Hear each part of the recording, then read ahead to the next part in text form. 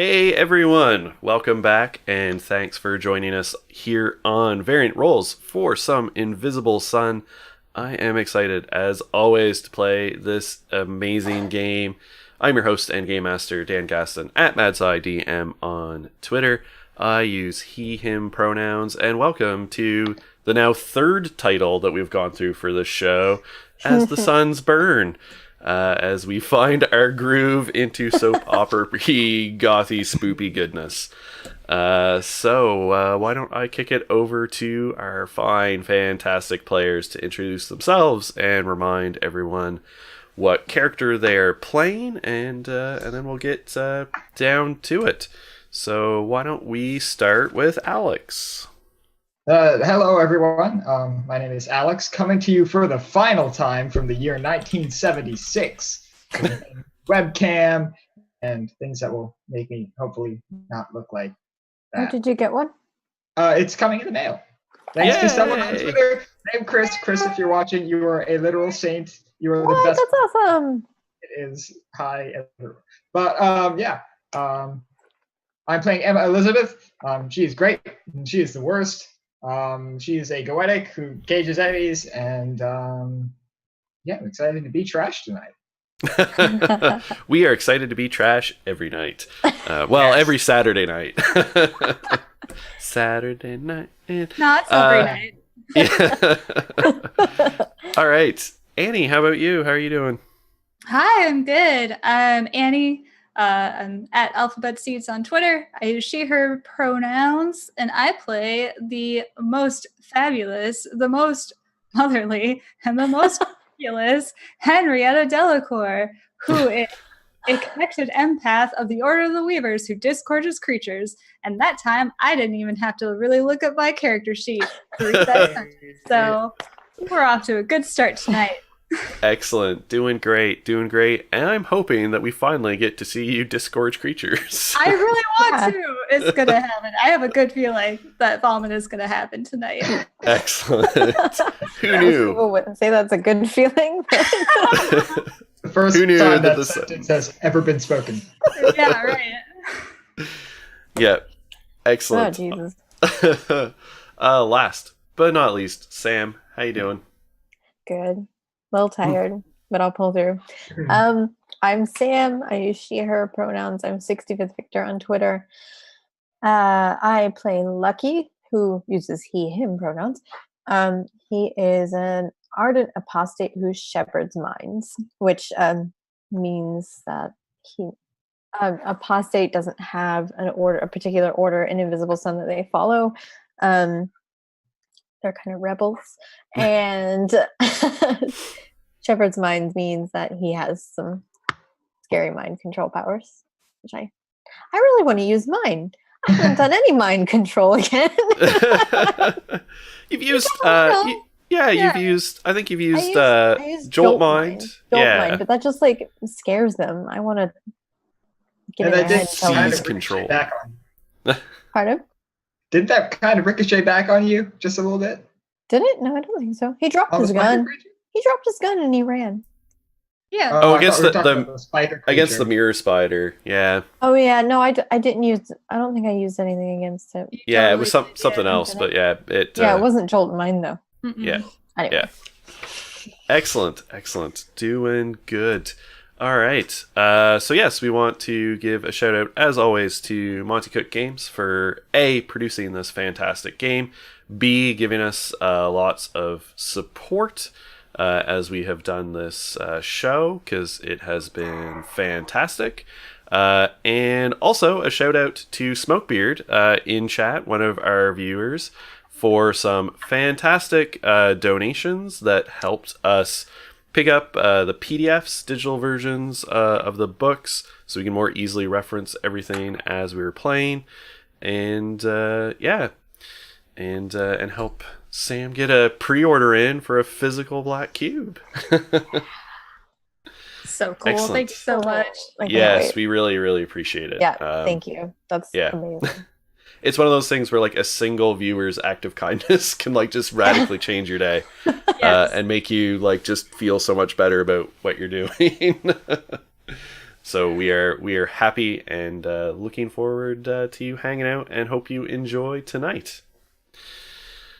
So, we've got a couple of things off the top. So a mechanical thing. Some of our players were going to refresh some of their ephemera.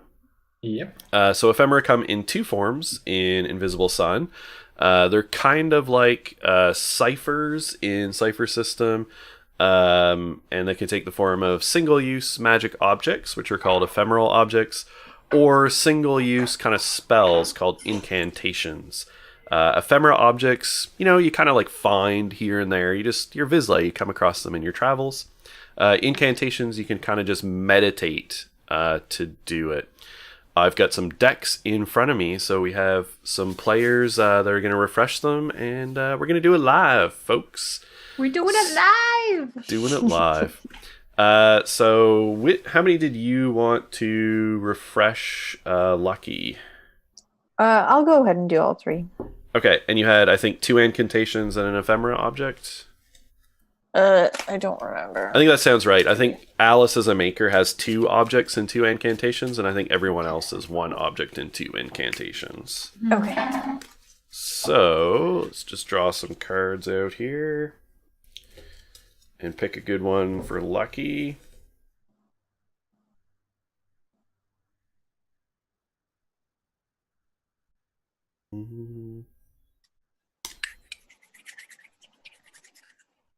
What magic item for Lucky?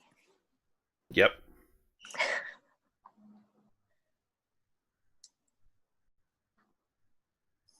Oh, this looks good. So this is your new ephemera object, and so you can, of course, find the details in your searchable Word document. This is called Lost Depth. It is a level 6 ephemeral object. It's a red and blue mad stone, and when you activate it, you become flat, virtually 2-dimensional. You can slip through the narrowest of cracks and gain +2 to any stealth-related activities. Its depletion is 0. We check on each round, and its color is gold. Nice. That's really cool. Yeah. And weird. And weird, exactly. That is the whole point. All of this stuff is cool and weird. Flat Lucky. Flat Lucky.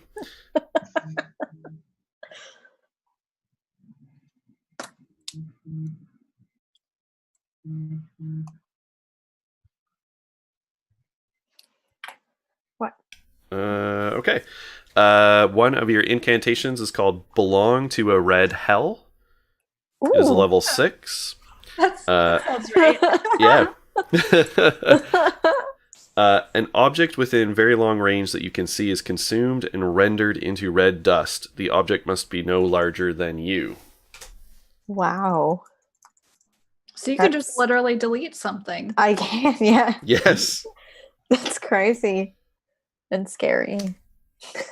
Lucky should not have this power. Hey, Emma Elizabeth, how tall are you? Right. The shortest one, I think. Probably.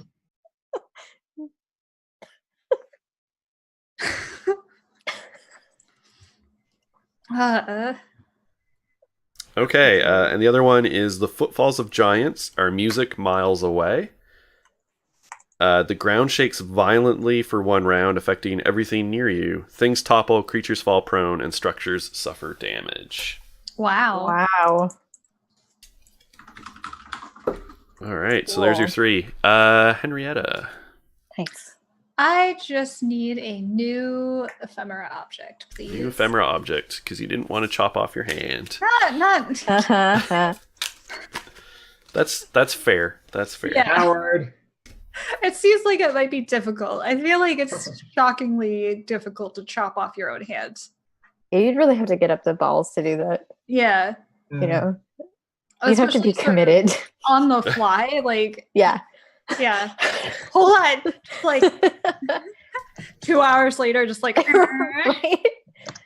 You even do it with pocket All right. yeah, right. This one, I think this one might be interesting for Henrietta.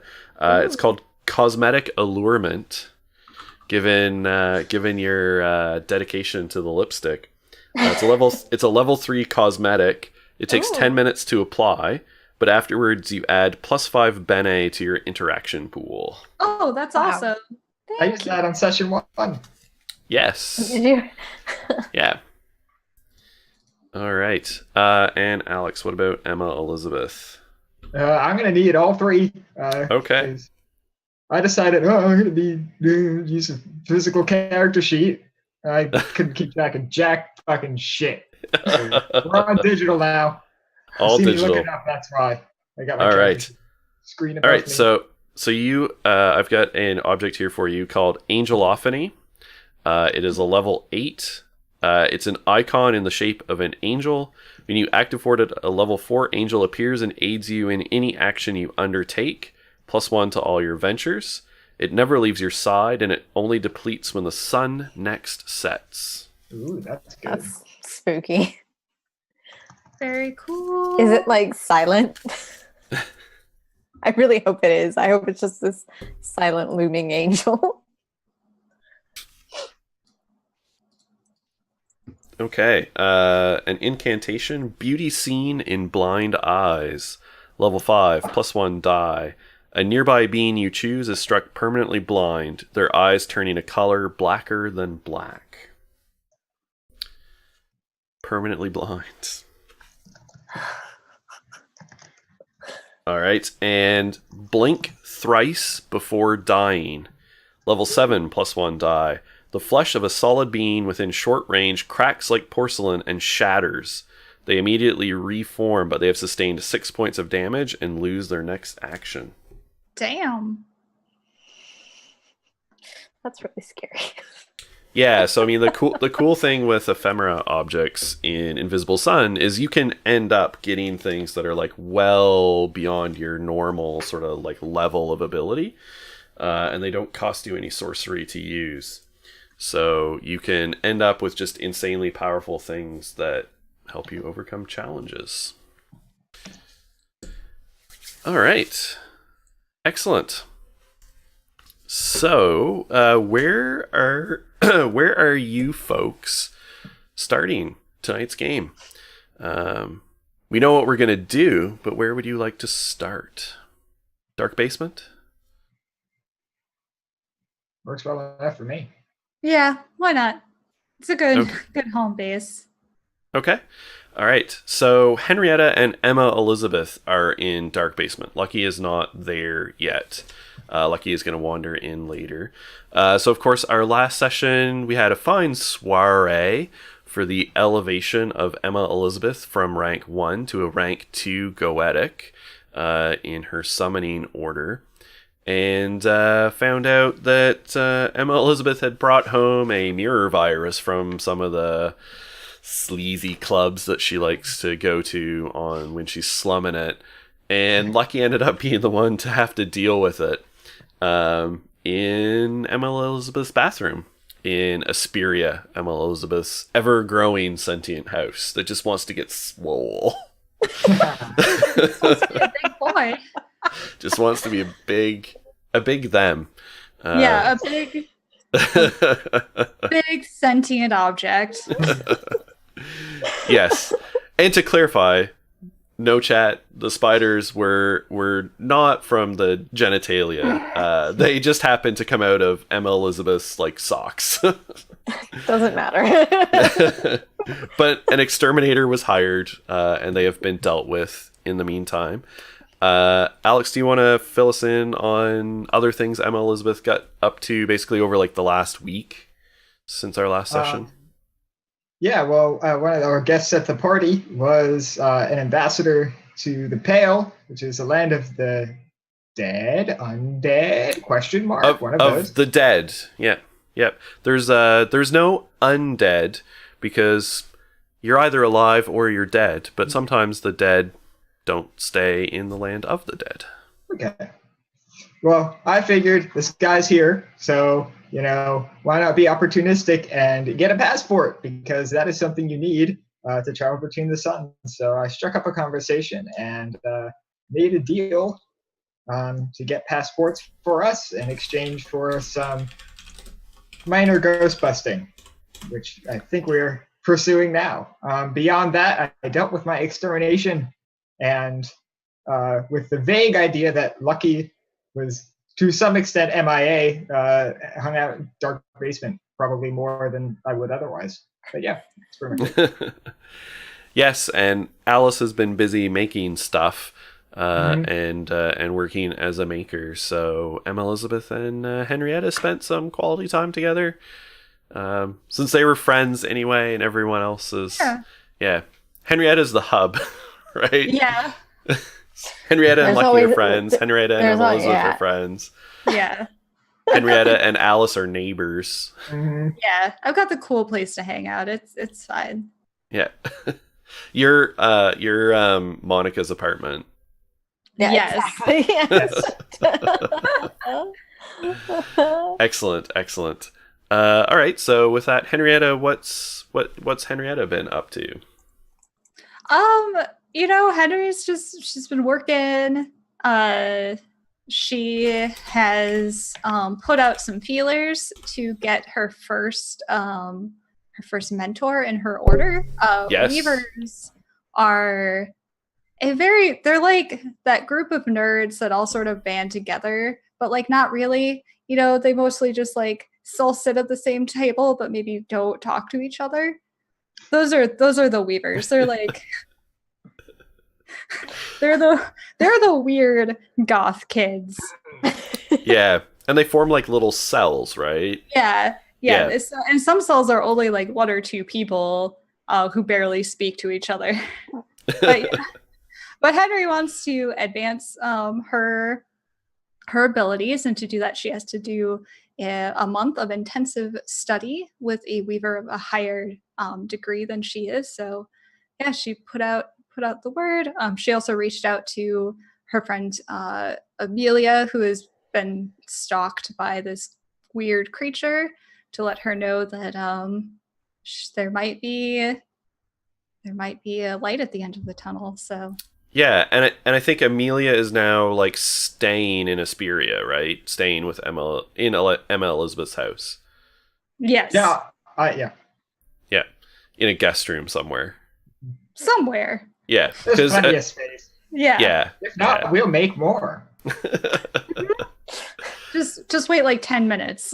Right? Yeah. Yeah. All right, excellent.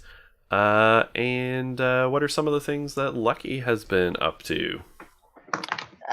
He's been taking some night classes. Mm-hmm. He's Been hanging around the university, Yeah. learning some books. learning some books in the topiary district. I forget what the university is called.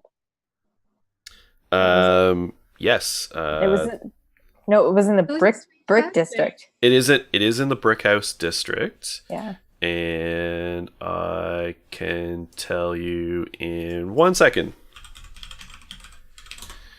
as I look at. Oh, there's a mobile university. I didn't see that before. That's neat. Yeah. That's rad. We have it here.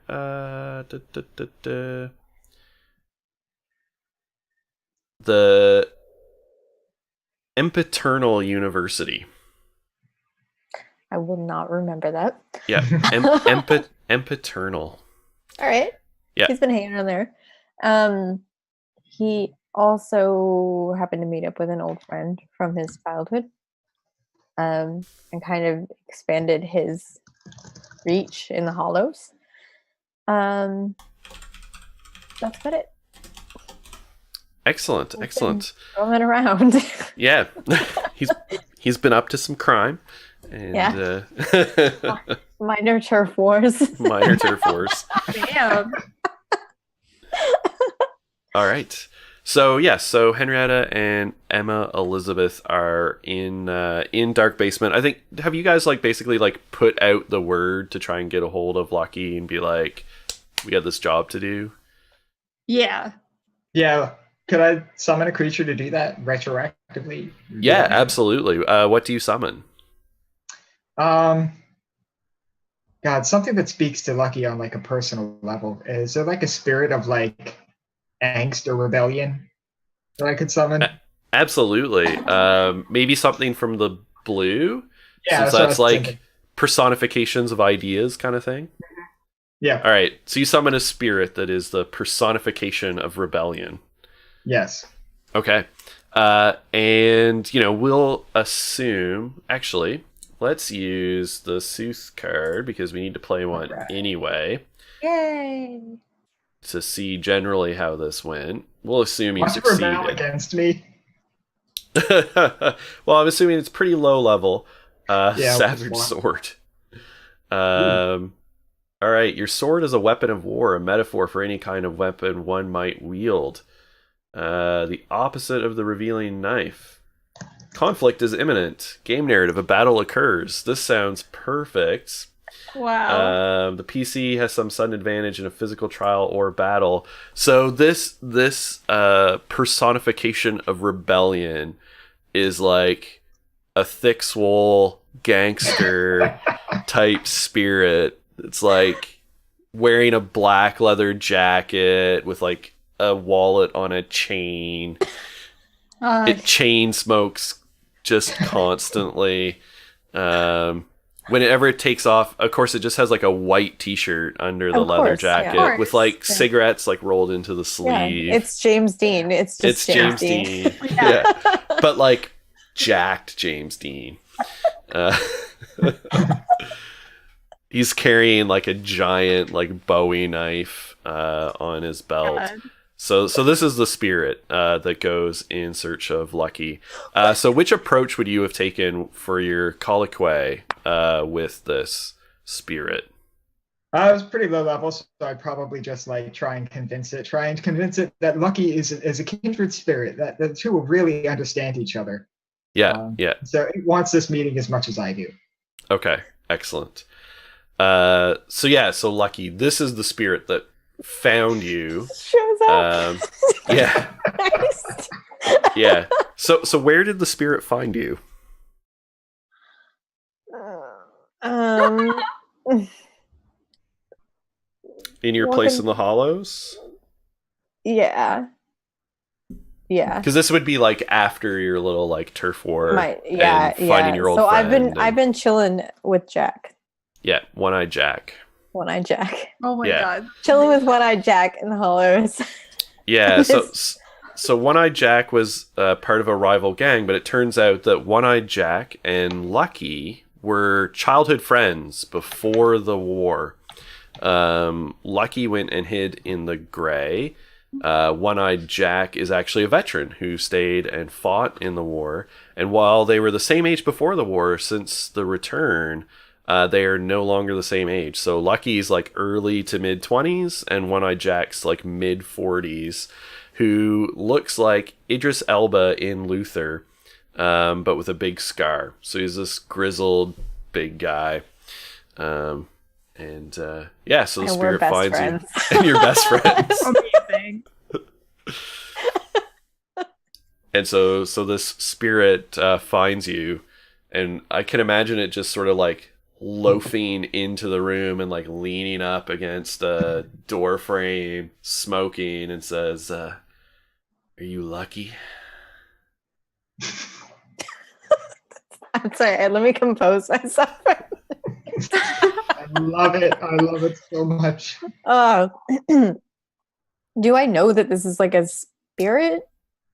Probably. It looks like a spirit? I mean, it looks mostly human, but I think it's just got this like aura around it that it gives off. It's Okay. taken like a human form out of convenience, but it's just got this like ethereal quality to it. Okay. Did somebody send you here? Yeah, your friend, Emma Elizabeth. Oh, back up. First of all, she's not my friend. Comrade, then. I don't know, man. Rules. Screw them. Right. Okay. Is there a reason she's looking for me? Yeah, my name's Rebel. Emma Elizabeth wants to, says that there's a job. What does she want now? I don't know, man. I didn't ask too many questions. Fair, but if she's brought another virus around, she's gonna have to get somebody else. Where is she? Dark basement. Best delivery.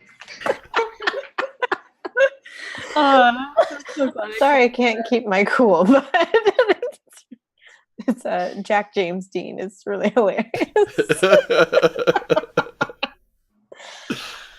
All right. Well, I don't know. I'm My job on my here's way. done, man. Oh. I don't care. All right. Don't let her know anything. Like throws down the cigarette and like crushes it out with a boot on your doorstep, and then just like turns into like effervescent bubbles that just sort of like dissipate out into the air. Oh yeah, that was real rebellious looking. All right. Well, Hey man, bubbles are cool. so rebellious. All right, Jack. I guess I'll see you around. I gotta take care of some shit. You gotta do what you gotta do. All right. I'll catch you around. Watch out for the other two. They're useless. Snot says anything, I'll just punch him in the face. Perfect. All right, you're sorted then. All right, bye. I will go to Dark Basement now. Those punks. Those punks. All right. So do Emma, Elizabeth, and Henrietta get up to anything while you're like waiting for Lucky to arrive? You're just chilling in Dark Basement. Yeah, imagine we're drinking some coffee.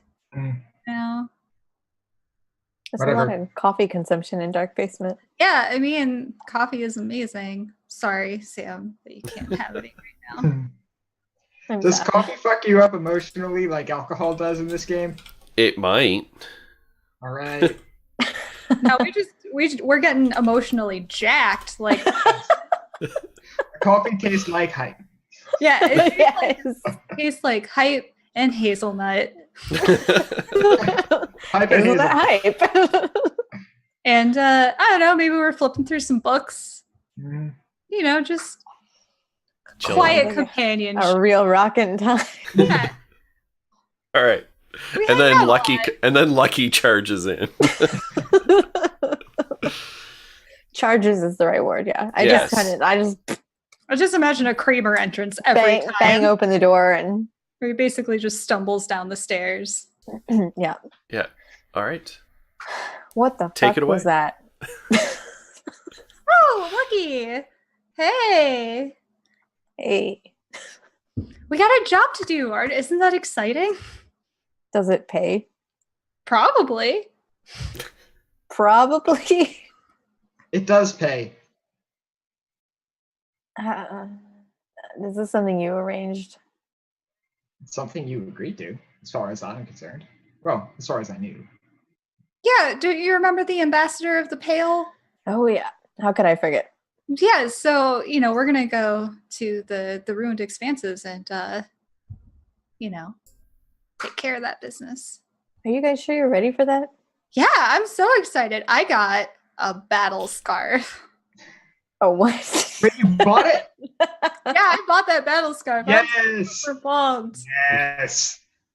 So why don't you tell us what this battle scarf looks like? I kind of wish, like, I don't actually have any big floral scarves. But basically, it's like this really long, like, probably, I'd say it's about 2 times, like, the height of, like, Henrietta. Yeah. And it's got this, like, really, like, it's black with a very, like, almost funeral, like, floral arrangement across it. And she's like wrapping it all around like her neck, just like over and over. But it has hidden like plates of metal in it. And in battle, they actually like lash out and do damage. Excellent. Like Nice. Eraserhead from My Hero Academia. Gonna be Great. super great. Excellent. Great. You think that battle scarf is gonna be enough to protect you? I can take care of myself. Right. Well, okay, just a minute. And I'm gonna step outside and use my ether link. Oh, yeah, yep, your Ether ether link. Yep. real quick. Okay. I'm Okay. just gonna fire off a quick message, then I'll go back inside. Okay. All right. Let's go to the ruined expanse. I mean, are you sure? Like, I don't know. You look really tired, Lucky. Like, what's been going on? Just been hanging out in an empty building in the hollows. Okay. You You don't asked. do that. What? I didn't hear you. You know you don't need to do that. You used to sleep here more often, at least. Mm-hmm. Yeah, like once or twice a week. I don't want to wear out my welcome. You'd never wear out your welcome. You're always welcome here. Well, anyway, let's just go take care of this. All right, let's go. And like Henry just like jumps up and she does this whole like boom Battle scarf. battle scar. And like as they're leaving, Henry will shout towards the Mirabelle, "Okay, Alice, we're leaving to the ruined expanses. Where is she Have a anyway? nice time." She's don't know. inside. She's working. Every once in a while, I just hear some begging and then I guess like the Alice equivalent of swearing. I've just left well enough alone. You know, I leave her out some coffee. She seems to be drinking it, you know. So, Does she have her own coffee? well, yeah, but sometimes she stumbles out. But usually, you know, I think it's mostly when I'm at work or asleep and just making sure that she's staying caffeinated for whatever. Some days Alice doesn't have access to a kitchen in Mirrorball, so That's Oh, true, that's true. Okay. I forgot about that. Yeah, it's convenient that kinda her come and house is go. inside another house. Yes. She'd have a rough Alright. time otherwise. Yeah, where the kitchen doesn't change. all right. So Emma Elizabeth, do you share with the group any of your information that you actually have on this Wraith? I think Alex froze. City froze. Dear. Okay. All right. So, let's see if Alex comes back quickly. It is a great Yeah. frozen smirk. How are we getting out there? So you can get there pretty easily. This is in part of the ruined expanses that's relatively near to the Hollows. So it's pretty accessible. You basically can just go to the Hollows and then go into the ruined expanses. It is dangerous. So the ruined expanses, about half of the city of Satyrine is still ruined from the war. And all of these like neighborhoods, each of these districts are effectively like independent cities scattered through the original confines of the city of Satyrine itself. And so like the rail network connects the different districts. But then you just have these like large expanses of ruins in between. So sometimes there's some paths, like some footpaths. People go in and do stuff, but it's pretty dangerous. Either hate cis that are still hanging around, or like thieves and brigands and stuff like that as well. But every once in a while, places get reclaimed and rebuilt, and like new neighborhoods as like the districts expand and reclaim ruined areas. Okay, Alex says his internet went out and he's fixing it. Okay.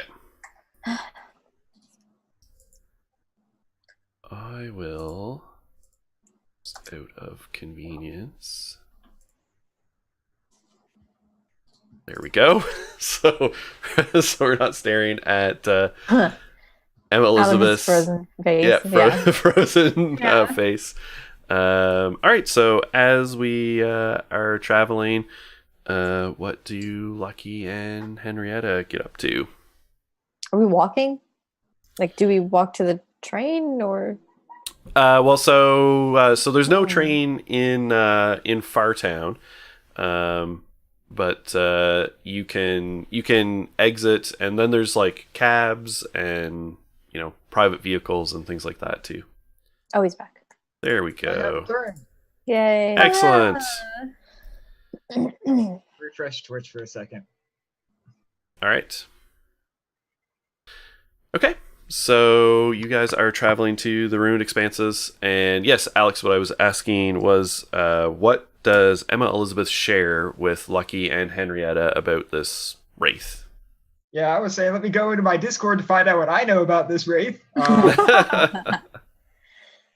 Where isn't that good? Yeah, we're looking for a guy named Jareth Mailer, one of those, who escaped from the Deadlands. This can drive the spirit insane, and he's going to be incorporeal, immune to physical attacks.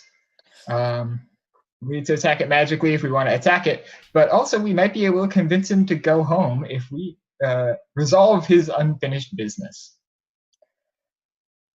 It's always unfinished business. All right. That sounds like the most humane option. Yeah, but it also does sound like the least convenient one, so we'll see when we get there. I guess it's really easy. Maybe he wanted a hamburger before he died and he couldn't get it. Well, what are we going to do about that now? We can at least show him one. Would that really help? Maybe. You're not the ghost. I guess we'll just have to see what the situation brings, like how it plays out. Well, but I agree, we should just try to talk to him. Wraith or not, like, this is a very dangerous area. Mm-hmm. So just be on your guard. And Emma Elizabeth, you might want to change shoes. I think I'll be fine. All right, if you want to traipse through the ruined expanse in heels, go for it. But good luck. All right. I won't help you up if you trip. All right.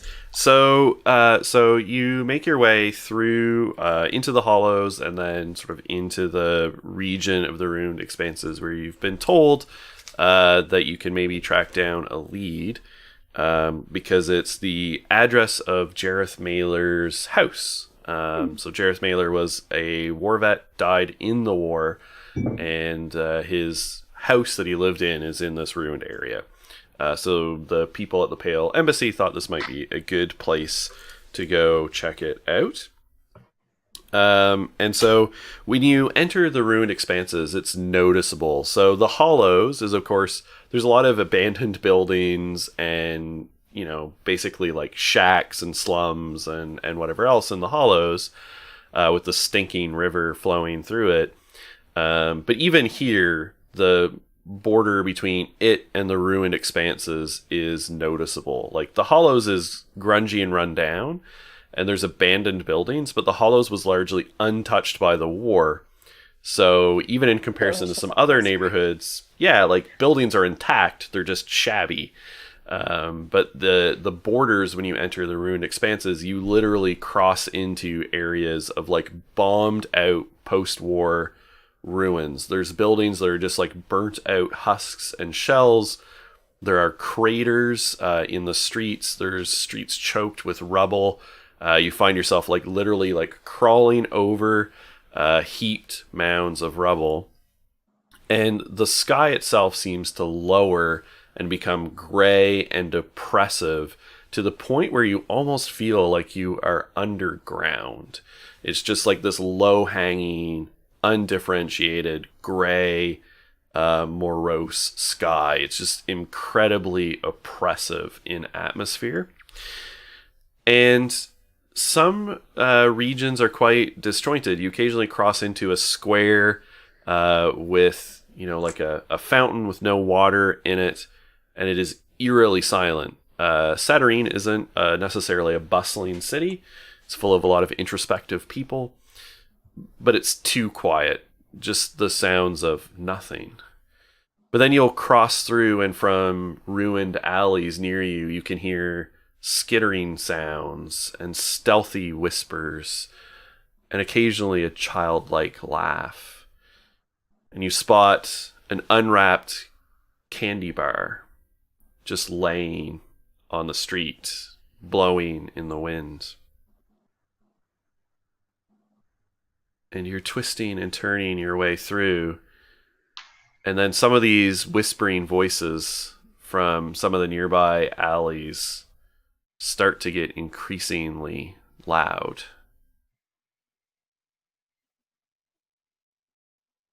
You can see just little eyes peering out from a darkened alley. Not to ruin the tension, but I want to note that when Lucky wasn't looking, I did change into a pair of flats. So smart. Yeah. All right, well, let's all stay close. So I think the three of us are kind of like Yeah. compressed. Like definitely. We are like totally Scooby-Doo in this right now. Definitely, yeah, absolutely. All scrunched, maybe crouched, like tiptoeing, like. Are we near the house or?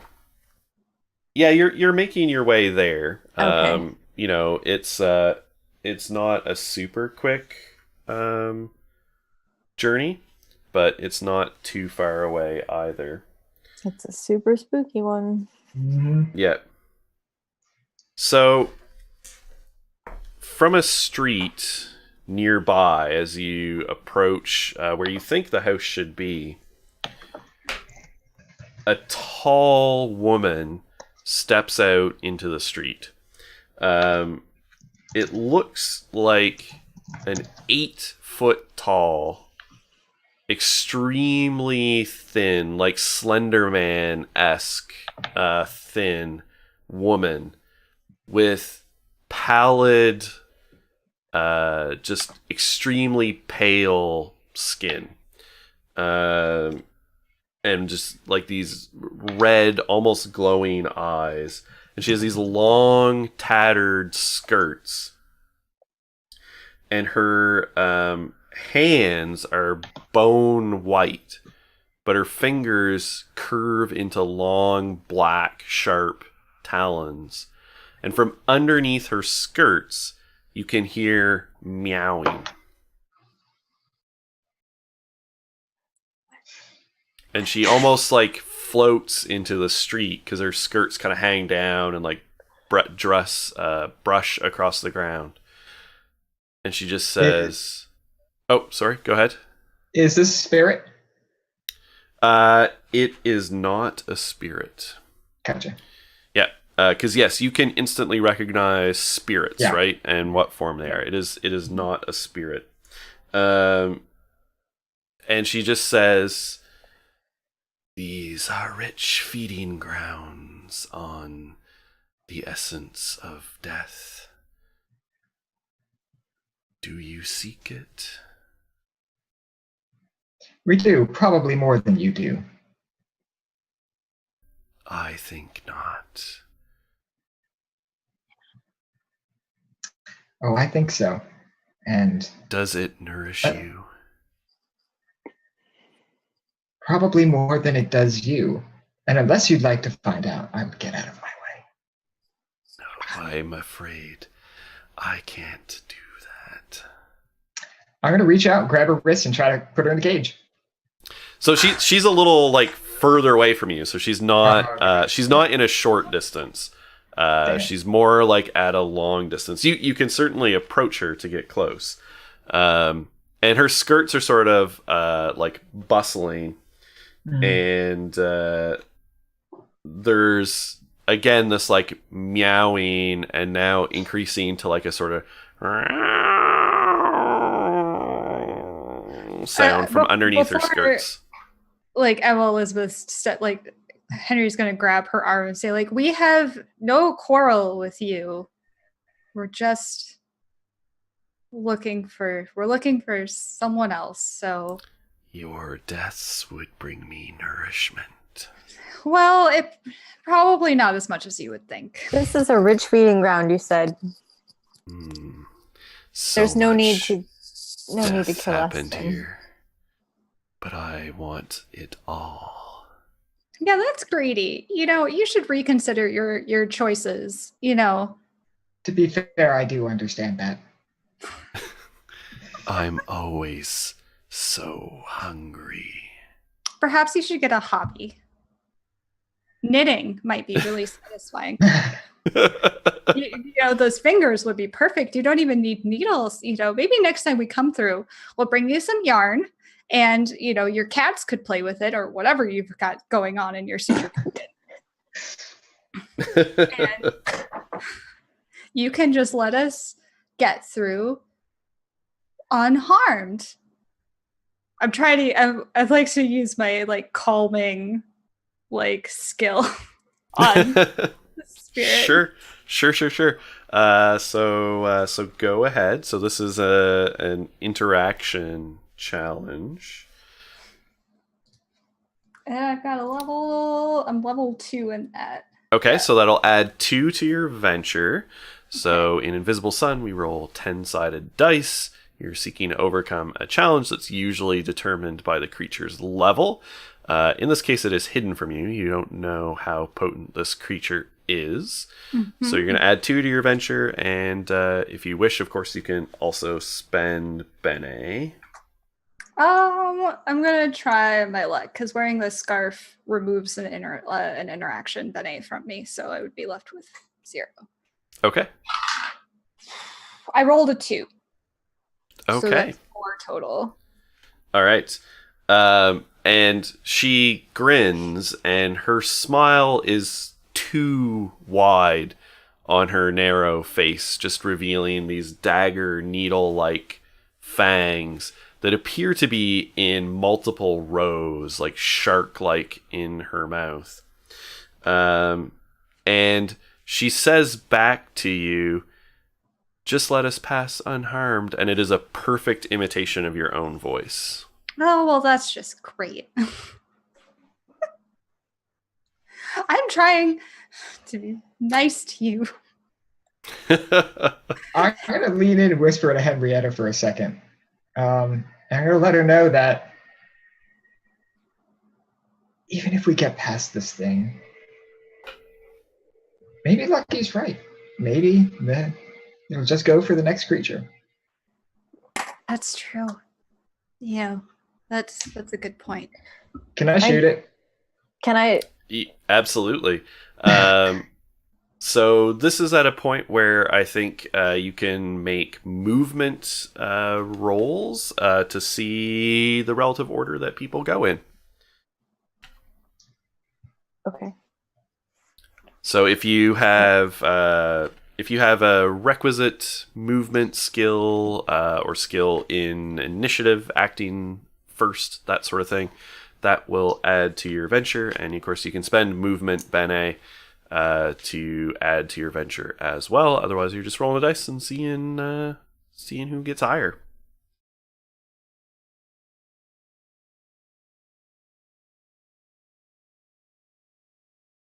Oh. Damn. There we go. Sorry about that, folks. The Zoom, it keeps telling me my internet's unstable, which is not the case because my stream doesn't flicker, but Zoom has been very bad performing all day, so this will probably periodically happen through the stream. So you guys froze for me, and I probably froze for you. So yes, so we can go ahead and make those rolls. We did. Yep, okay, it's done. Excellent. It's done. It goes Lucky, me, and then Emma Elizabeth. Okay, and what were your relative numbers? 8. 7. 8, 7. 5. Okay, perfect. All right. And of course, yeah, it's mostly seeing who goes before or after this creature, and then your relative orders. We can use these numbers, or, if you want to do something that necessitates someone going first, feel free to swap around. But otherwise, Lucky is sort of probably the least patient and has gotten the drop on this creature. That's true. Okay, I'm going to... Hang on, I'm trying to find my... There it is. All right. I want to use Influence Minds, which is level 5, and it is one of my One of my forte abilities. Okay. I give a mental command for an action that can be completed in one round, such as flee, drop your weapons, listen to me, let me pass, etc. And Okay. all within short range that I want to be affected will obey. Okay. So I get to roll 2 dice for it. So, yeah, you're a magic ability, so it always rolls 2 dice, and if it says +1 or +2, okay. So then it's 3. So then it's 3. Yep. Because it has +1. Exactly. And if this is a magical creature, then you need at least 2 successes to succeed. You're targeting against its resist defense.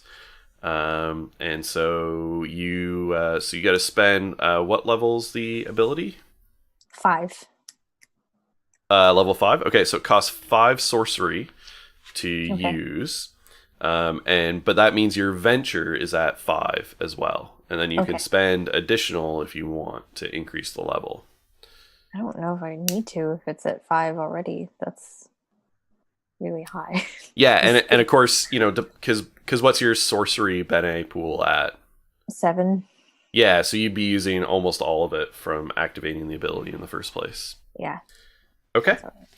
So your venture is 5 and you're rolling 3 dice. Okay, so first one with the 5 added is 9. Okay. And then, oh my god, and then 14. Okay. And 6. Okay, so none of those were a 10 or a 0. No. Okay. No. Good, so no flex was triggered. All right, so your ability, that is a success. And so what is your command? I am going to tell her to go.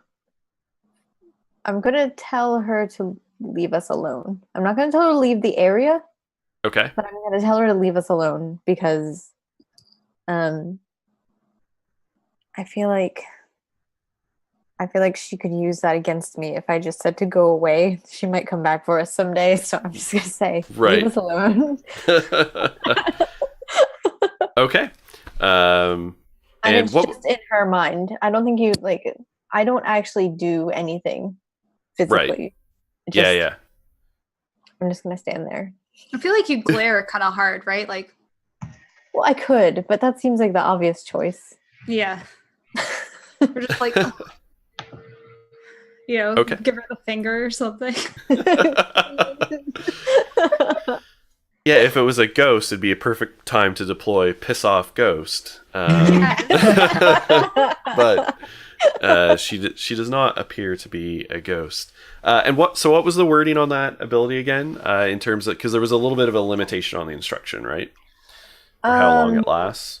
I give a mental command for an action that can be completed in one round, and all within short range that I want to be affected will obey. Okay. So something that can be completed in one round. Because like leaving you alone would work, but I'm just wondering if it would then sort of like basically wear off, right? It's not like a persistent command. Oh, are you gonna make it be like that? All right. Can I change it then? Yeah. No, absolutely. One of the examples it gives is flee. Yeah, okay. Yeah, that would work. Yeah, okay. Let me pass. Okay, so I guess I'll just tell her to flee. Yeah, or let us pass. Yeah, okay. Because she doesn't know what she's in for. Yeah. I have a stone that could turn her to red dust. Like, come on. That's true. Yeah, because a round is basically like 10 seconds or so. But yeah, no, that makes sense. Okay. Their examples are useful because it gives you means. So yeah, you tell her to leave you alone. I think that would be equivalent to flee, let us pass. So yeah, it's you pull the swiper, no swiping, and she's like, "Aw, man." And she gathers up her skirts in her talon-like claws, and the cats are just like, and she like shuffles into a nearby alleyway and sort of just glares at you as you go by. I hope the kitties are okay.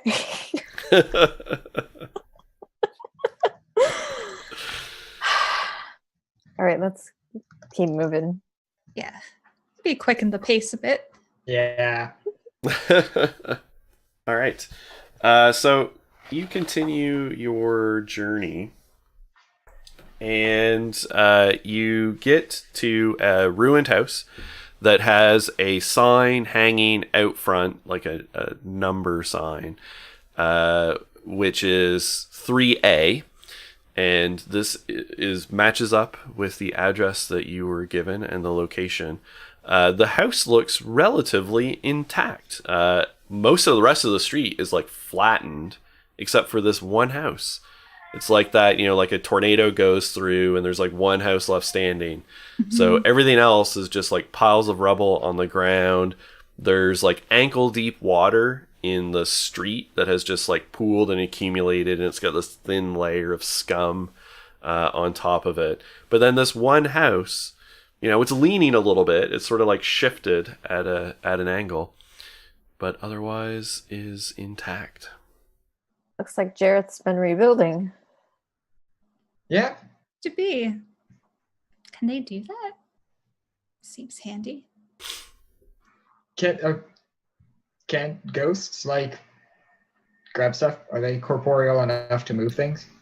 So ghosts, the dead in general, can take either spiritual or physical form. So it depends, but most ghosts are usually in a spiritual form, and when they're in a spiritual form, they cannot physically interact with objects. Gotcha. Okay. Yeah. Well, I'm gonna wade through the street and go up to the house. The steps groan, like sagging, sort of. There's like a bit of a squelch as you step on it because it's like all waterlogged. Like you can see the water sort of push up from the woods around your foot when you step on it, and the whole thing kind of sags as you mount the steps to the front porch. I'm not really having it. I look around. All right, enough with the theatrics. Jareth Maylor, would you kindly get the fuck out here?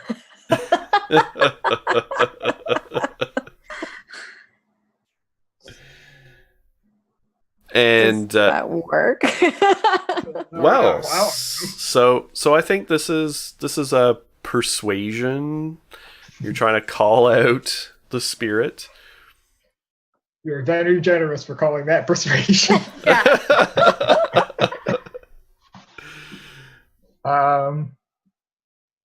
Sure, I'll go for it. Can I add one interaction?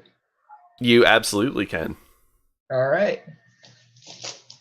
Let's see how persuasive I am with my profanity. And remember too that like anything else, you can spend sortilege to sort of like magically charge your ability as well to be rolling multiple dice. I got a 4 total, so let's see if that works. And so you just hear this giggle sort of come out of the house, and a voice says, "I'll never go back. I'm not coming out." Shit. I'm gonna open the door like shit. I don't know what. And we are going to play a Sooth card as we have arrived at a new location. And it is the Watcher. The Watcher is a sovereign. Parental figure, sight, alertness, observation, knowledge. This is the sovereign of mysteries. So, in terms of the effect this has... the sovereign, everyone right now, while this card is in play, has +1 to all of your ventures. Ooh, just nice. Straight up. If your heart is tied to mysteries, you have +2. I don't think I ever officially picked a heart. So everyone has a heart, and your heart will have various themes, right? And if one of those themes is mysteries, because it's a sovereign of mysteries, then it will be +2. A parent becomes your heart was ardent, Sam. Is that what that is? Yes, Yeah, that is your that's heart. Oh, Yeah, okay. I thought it was stalwart, the secret ardent. thing with the No, that's your secret soul. Yeah. Okay, that's what I have. That doesn't come into play in almost I'm anything. not sure what Ardent has. I wrote it Ardent down. is notions. Notions. Okay. Yeah, mine is mysteries though, so I'm Nice. So you got Wow. +2. You're rolling, Nice. rolling in that Bene. Yeah. All right. So yes. So the house sort of groans, and Lucky, when you put your hand on the doorknob, it is freezing cold. Oh. Okay. All right. I think he's inside. Yeah, it seems to be. Mhm. Hey, Jareth. I'm gonna go. You don't have to come out there, friend, but we're gonna come in. I'm gonna go around the back of the house to investigate what. Okay. Go with Henrietta. All right. Thanks a lot. So you can sort take of care of Thank you yourself. very much. You can take care of yourself. slosh around the side of the house, where there's sort of rubble built up, and there is like a yard. It's flooded. There is this dark water that seems to be bubbling out of the ground that is flooding the backyard, and there is a set of steps that also goes up to a back door of the house. Shall we take the back door then, Emma Elizabeth? Great. Sorry. Yeah, so we'll That's for you, Matt Foreman. looking out for you, buddy.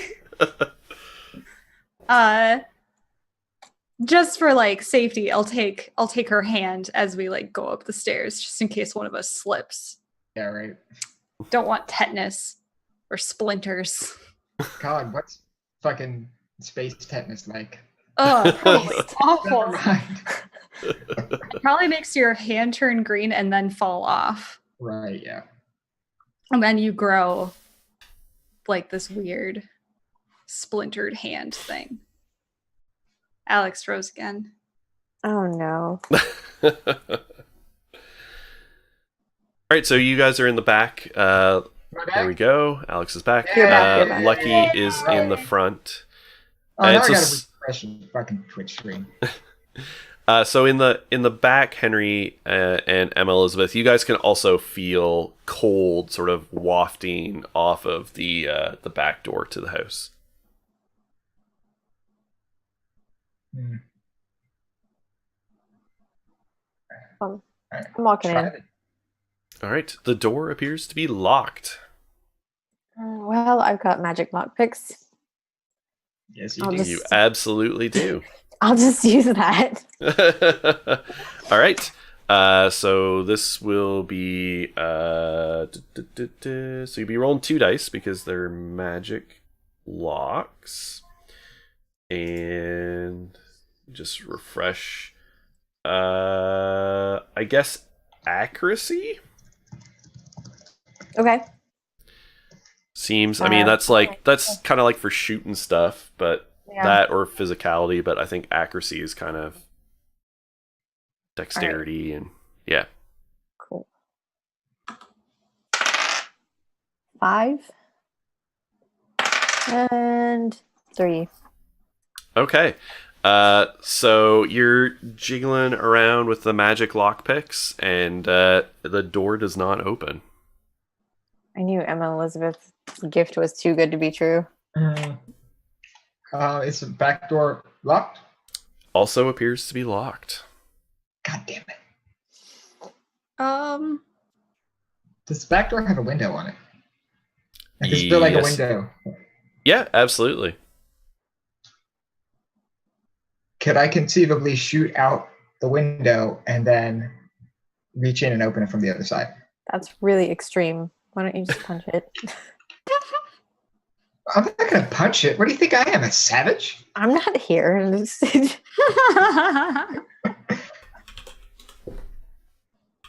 that something Yep. conceivably that could happen that the distance is all could theoretically do that. Yeah, like anything else, because the door appears to be magically sealed, regardless of your approach, you're going to need multiple successes and magic to overcome it. So even like basically consider like there's some magical effect that is, reinforcing the door.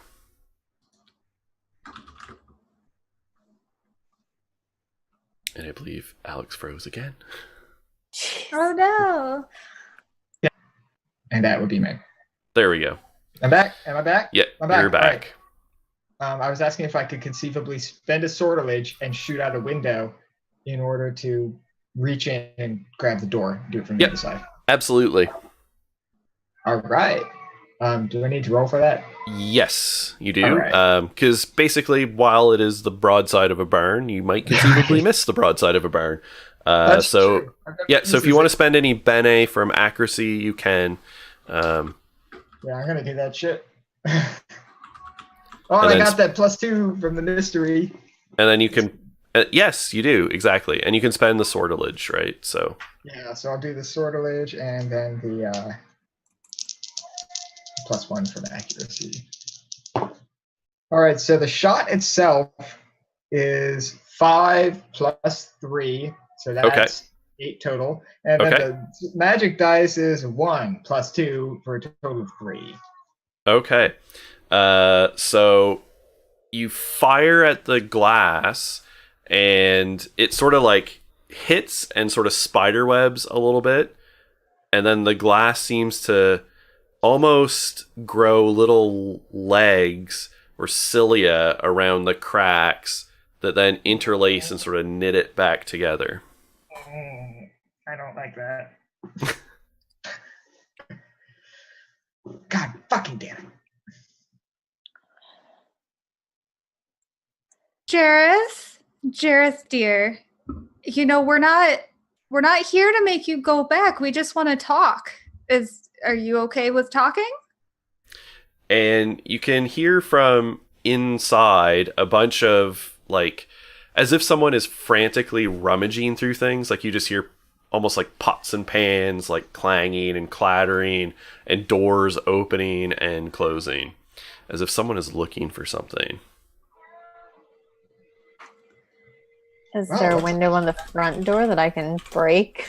There is, yep. Breaking object. All right, breaking objects. Yeah. But again, it's magically sort of reinforced. So so you need something that will give you an extra magic dice. Okay. I need something that'll give me extra magic dice. So Yep, so you can always spend sortilege to do it. You can channel raw magic into whatever you are doing. Or if you're using a magical ability or forte ability, right, that always will give you the extra dice. Okay, well, I guess I'll spend sortilege then. I'm an idiot. I actually have an incantation Okay. that I will use. So Okay. 6 to 6. Well, 7 because I'm adding my skill, right? You're adding your skill, yep, and you're adding +1 too, Right. remember? Okay, Because so of 7. the sovereign. Okay. Oh, And 8 then. 8. 8, of the perfect. sovereign. Okay, and what about on the second dice roll? Oh, right. So you need 2 successes. Okay. Oh, I didn't get it. I rolled 0. Ooh. So so it might still. What does your total come to? It might still success, but you're going to trigger a magical flux. Okay, so what am I'm adding 3, right? Yeah, so if it's just +3, then it's not going to be enough. Yeah. Cool. Flux time. Your hair gets real itchy, and Ew. your hair and your clothes, and when like you look down, you start scratching. You can see like little, almost like lice-like insects that are crawling all over your body. Oh my god, that's so disgusting. Thanks, Money Cook Games. Looks so much. Really, really nice. Really, really nice. Really, Yuck. really nice. Oh, okay. Well, forget the window, I guess.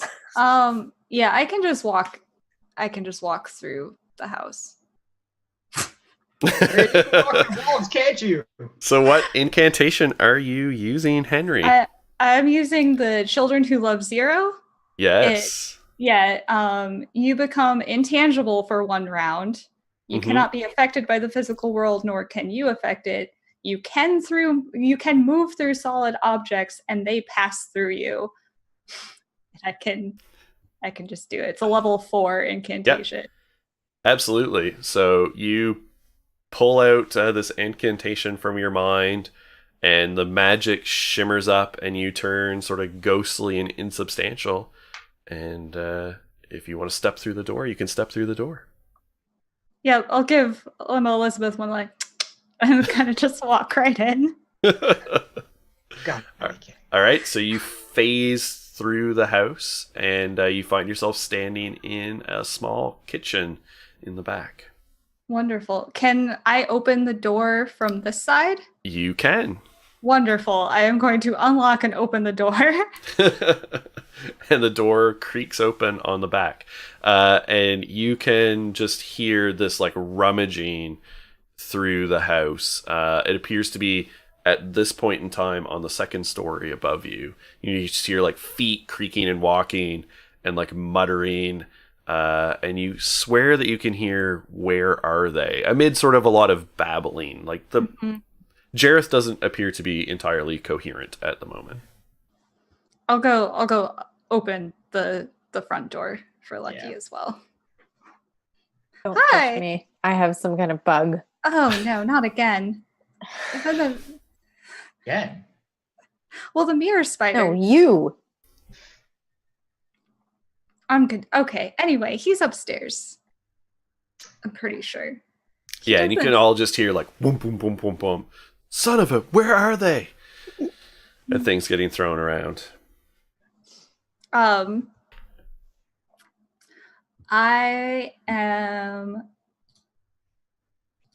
would very much love to vomit something. Can I? You absolutely can. So what level is this ability? I'm just gonna use. I don't know. I got 2 little monsters that I could do. I am going to use. I'm gonna use my level 4. My little counselor. Okay, so you spend 4 sorcery. 4 sorcery and 4 physicality. And 4 physicality. Yeah. So please describe for us what this looks like. Oh, so Henry is just going to like hold up like just one moment, and she'll sort of like excuse herself back towards the kitchen, and just for her like own, for her own ease, she's just gonna like kind of kneel down on the floor and stick a finger down her throat, and then just like this weird. It's like I want to believe for flavor that her jaw just sort of like unhinges too, yeah, like a snake. Like a snake, and then there's just like. Because it's still a small creature, which I'm assuming is like, I don't know, I guess gnome-sized for like D&D. It's probably more like a cat or something like that, like an animal, small animal sized. Yep, and so she just this strange, many-limbed creature just comes out of her mouth. Yeah. And slithers out in like a pile of like stomach fluid, and it just slithers out of your throat and sort of like pulls itself out of your mouth and then like plops onto the floor. And it's like misshapen, right? It's like not well formed. Yeah, they kind of change. Like they have basic features that like a mammal should have, but but kind of lumpy.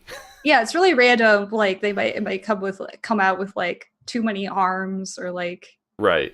Yeah. And this one's multi-limbed. Yeah, I guess something maybe cat-like, but it has like 6 legs. 6 legs, yeah, instead of just 4. Yeah. And head is maybe like slightly too big. Right. For its body, because it's supposed to this this counselor is great. It takes no physical actions other than follow me around, but it can offer me advice and information, and it grants me 2 bene to my interaction pool and 2 to my intellect pool. Okay. All right. So it can talk. Can other people hear it when it talks, or does it communicate with you sort of like telepathically? It doesn't say, so. All right. I'm going to say it talks. Yeah. So it slides out, and it's kind of cat-like, so it immediately starts grooming itself to get all of the like icky, Bile. gross. Yeah, because it comes out like a hairball, right? Like a cat's basically, hairball. Yeah, and they stink. Like they It stink like stinks. blood and Yeah. bile. And so it immediately starts like grooming itself. And it goes down into what I call the Jane Fonda pose with like the legs stretched out. Yeah, Cleaning itself off. And it does because it's got like 2 legs planted and 2 legs that it's like back legs, but then it's got these additional front legs, and it holds up 1 finger to you, right? Like, wait a minute, while it's cleaning, and it's like, okay, Archie, at your service, ma'am. What can I do for you? Wonderful. And then She's just like cleaning up the excess bile like from her with. Understood, ma'am. How can I be of service? Well, Archie, it seems that we have a wild wraith. Oh, God. So it would just be great to have you for support, All right. Do you mind if I ride on your shoulder, ma'am? Oh, please. And it sort of 6-legged cat climbs like up your leg and then like up your body. Little claws digging into you. And I'm wearing my scarf too, Yeah. so it can like nestle like in the scarf. Oh yeah, it totally gets up there and then starts like kneading and making a little nest in your battle scarf, and then like hunkers down and sort of half curls up, and so then it's got 2 paws like this with its head resting on its crossed paws, like just peeking out over the top of your battle scarf. This is so great. All right, ma'am. A wraith then, huh? He seems to be looking for something. Wraiths are rather difficult to deal with. Tend to go a little nutty. It seems he's headed that way. All right, well, I'll offer the best advice I can, ma'am. I appreciate it. Yes, our objective is to either convince him to go back to the Pale, or to perhaps, Right. I'm not much use there, but like I said, offer the best advice I can. Appreciate it. And she'll give him a little scritch.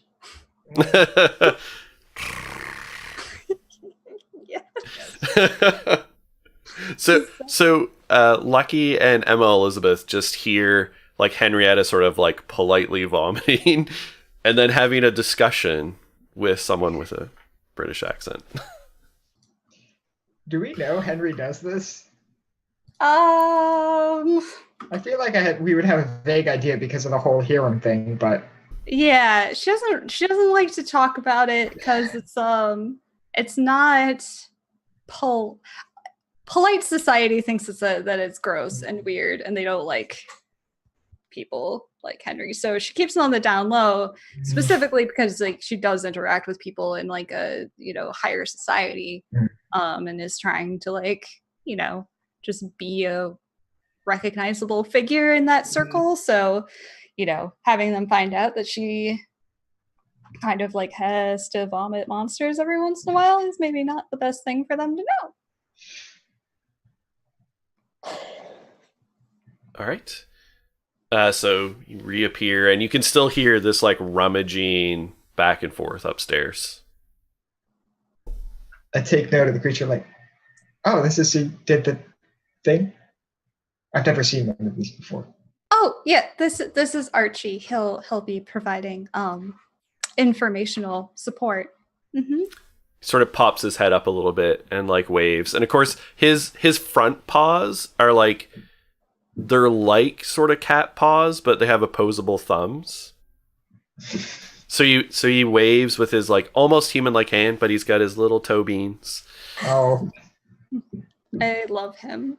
I cautiously wave back, but not really sure what to make of this. Hello, hello, hello. You must And be he's- Emma Elizabeth. I am. That's very perceptive of you, given no one has said my name. I live in Henrietta's stomach. All right then. All right. I'm just gonna go upstairs. All right. So you go upstairs, and you can hear sort of at the back of the house rummaging around, and I'm assuming you're just gonna go towards it.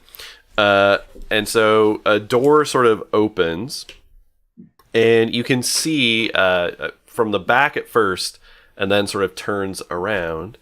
Appears to be a man, but it's sort of like somewhat insubstantial, right? Sort of opaque, a little bit translucent.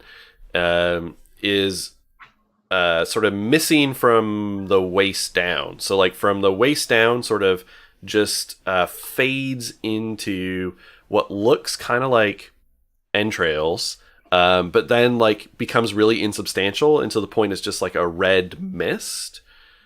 But where he's floating along, it's like constantly dropping like little patters of blood that hits onto the floorboards and like lasts for, like 30 seconds before it sort of fades away into nothing. And appears to be wearing like a militia, like army, like Saturnine army jacket. And when he turns around, the whole like right side of his face is just like a wound. An obvious sort of wound from the war. And his other eye is sort of like bulging and darting around, sort of Mad Eye Mooney-esque, jumping around the room looking.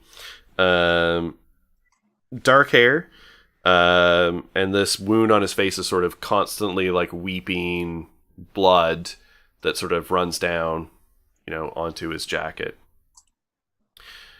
I have to find them. I have to find them. You won't send me back. I'm not going back. Oh, hey, what are you looking for? The Empress can send her minions all she wants, but I'm not going back. You're not taking me back. We're not trying to take you back. We're just. Do we know what Empress he's talking about? The land of the dead is ruled by an Empress. Okay. Nice, that's cool. Yeah. We're just. We were just told you were looking for something. What are you looking for? I've got to find my kids. They're in danger. Oh no. I couldn't be here to find them. I've got to find them. Where did you last see your kids, Jareth? Well, they knew during the war if there was trouble to go to the basement. But I can't find the basement. It could be because you're on the second floor. You went for I looked downstairs. I can't find the basement. Boy, is this a situation like Alice's house where the rooms just disappear? No, I hope not. I've never not been able to find the basement before. How did you get to it before? Someone roll me two 10-sided dice. I'll do it. That sounds fun. Ghosts only have a % of chance of remembering anything from their life. Ooh, I rolled a 0 and a 4. All right, so I think that'd be it'd be it'd be a 40, we'll say, or a 40. We'll treat it as, or no, was it a 0? So it'd be a 10 on these dice, so 14. So he sort of scratches at his hair sort of in frustration and says, I don't remember, but the basement must access from downstairs, but I can't find it anywhere. So now I'm looking here, and I can't find it, and I can't find them, and they're in danger.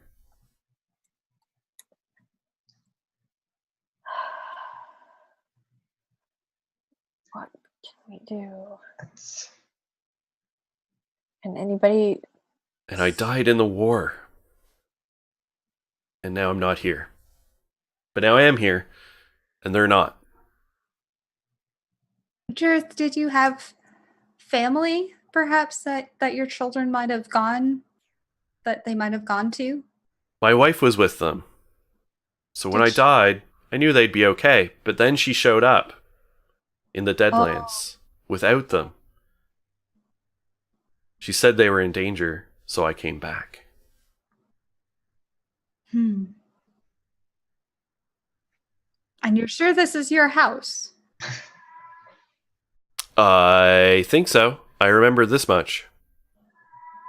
Okay. Well, we'll look for the basement, just sit tight there, buddy, So why don't we go with a persuasion, social interaction challenge here? And remember that this ghost is an inherently magical creature, so you're gonna need to be rolling at least 2 dice. You're gonna need at least 2 successes. Okay. I can do that. Can I spend something from my interaction pool? You can spend from your interaction pool, yep, for your venture, and your venture is going to apply on both dice. Wonderful. And if you're using a magical ability, that'll obviously give you an extra dice. Otherwise, you'll have to spend sortilege to add a dice to your pool.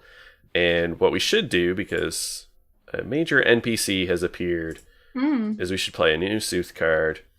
So Looming Shade, so that automatic +1 Looming Shade, and it's a ghost. Sooth deck gets it on brand again. So the +1/+2 goes away, but gray magic is enhanced and indigo is reduced. Terror, doom, and impending danger and unseen threats. Perfect. Yeah, that's just great. Can I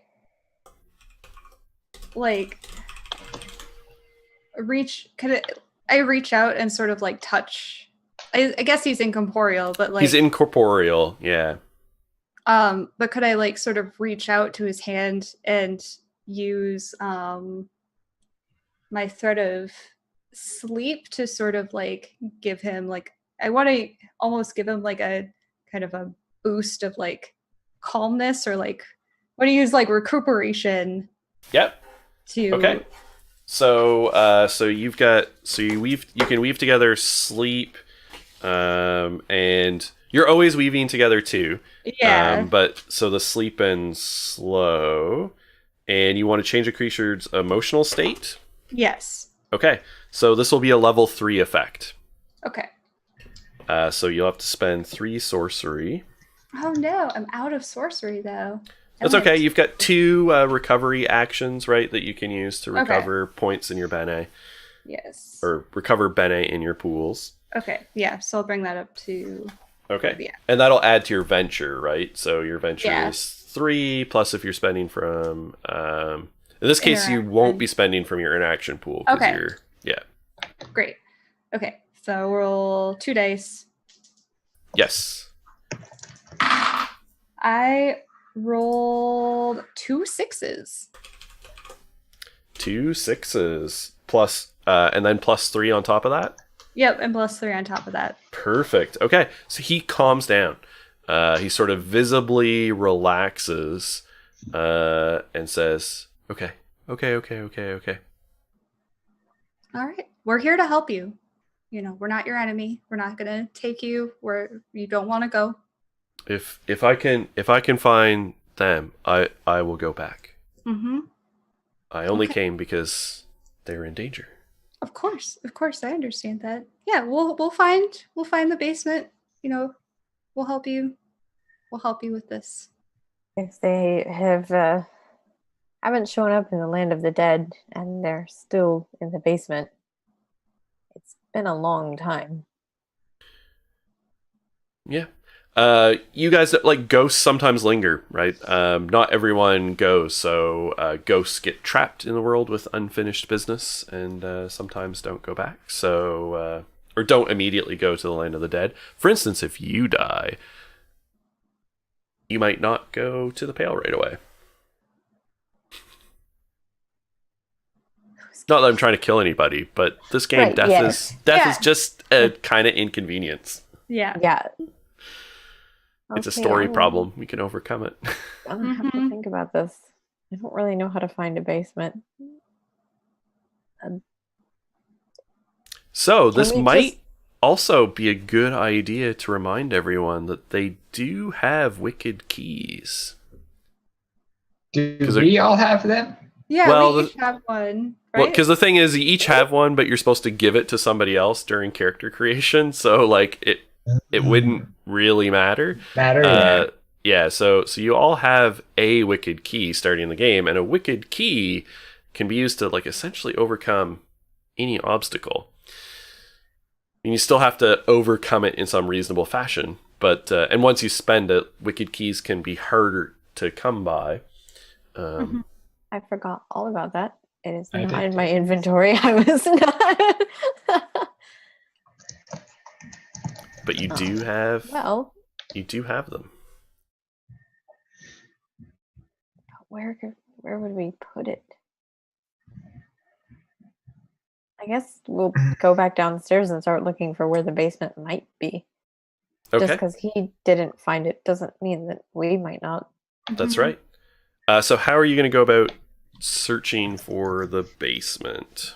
Oh, before we do that, Yep. can I ask him what his kids' names are?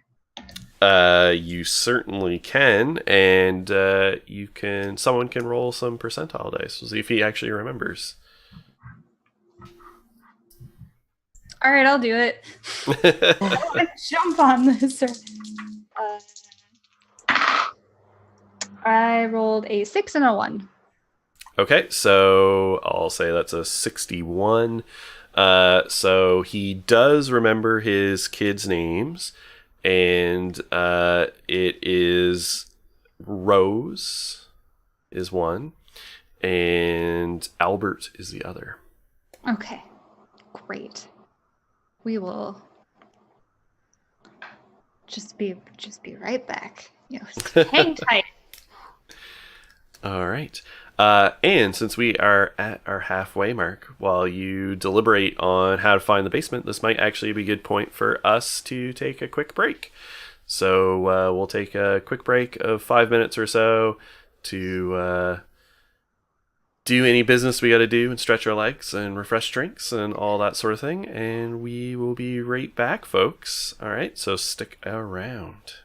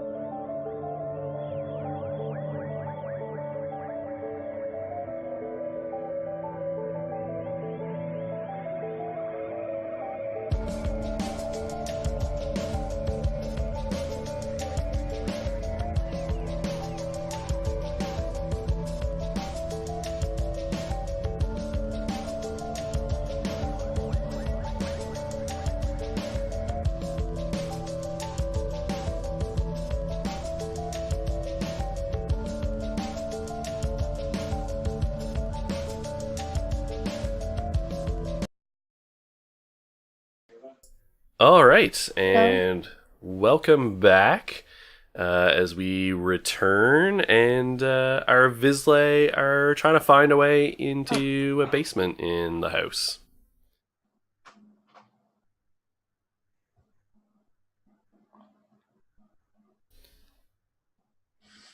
All right. Well, anyone have any ideas? I guess we'll just have to knock around, I guess. Maybe the basement has it's a hidden door, a trap door or something. That's a good idea as any. Mm-hmm. What do you think, Archie? Well, ma'am, that seems reasonable. Presumably, an entrance to the basement would be on the first floor. It's only reasonable. Perhaps instead of a basement, it's a cellar, and the door is actually outside and flooded. Also possible, ma'am. All right, let's go exploring while this ghost is still calm. Yeah, might as well. All right.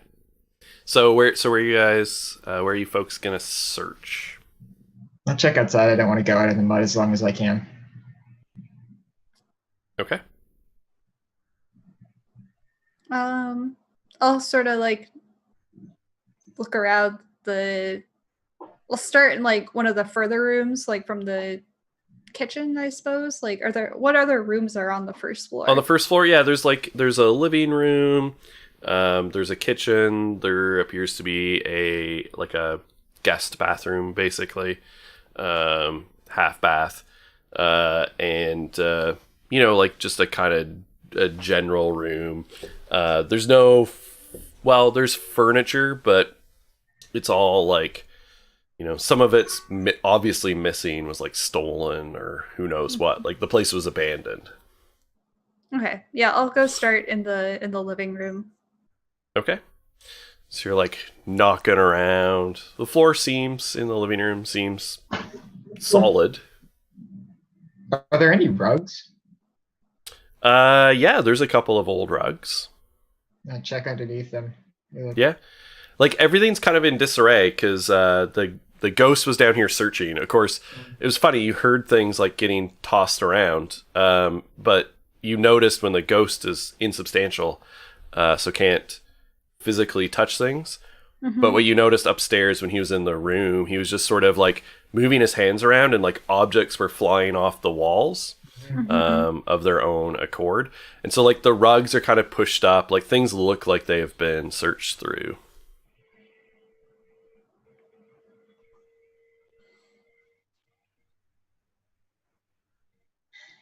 This seems to be a dead end. Oh, that was in poor taste, wasn't it? Yeah. Can't wrong.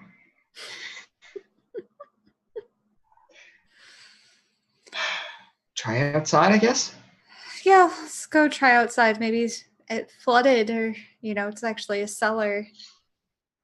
Can I also look around the base of the house to see if there are any like windows coming up from underneath one of those? Yeah, so like when you take a look, like you go out and search, you don't see any windows. There is a piece that sort of sticks out, kind of like, if there was an exterior cellar door, but it's smooth, like there's no door set into it.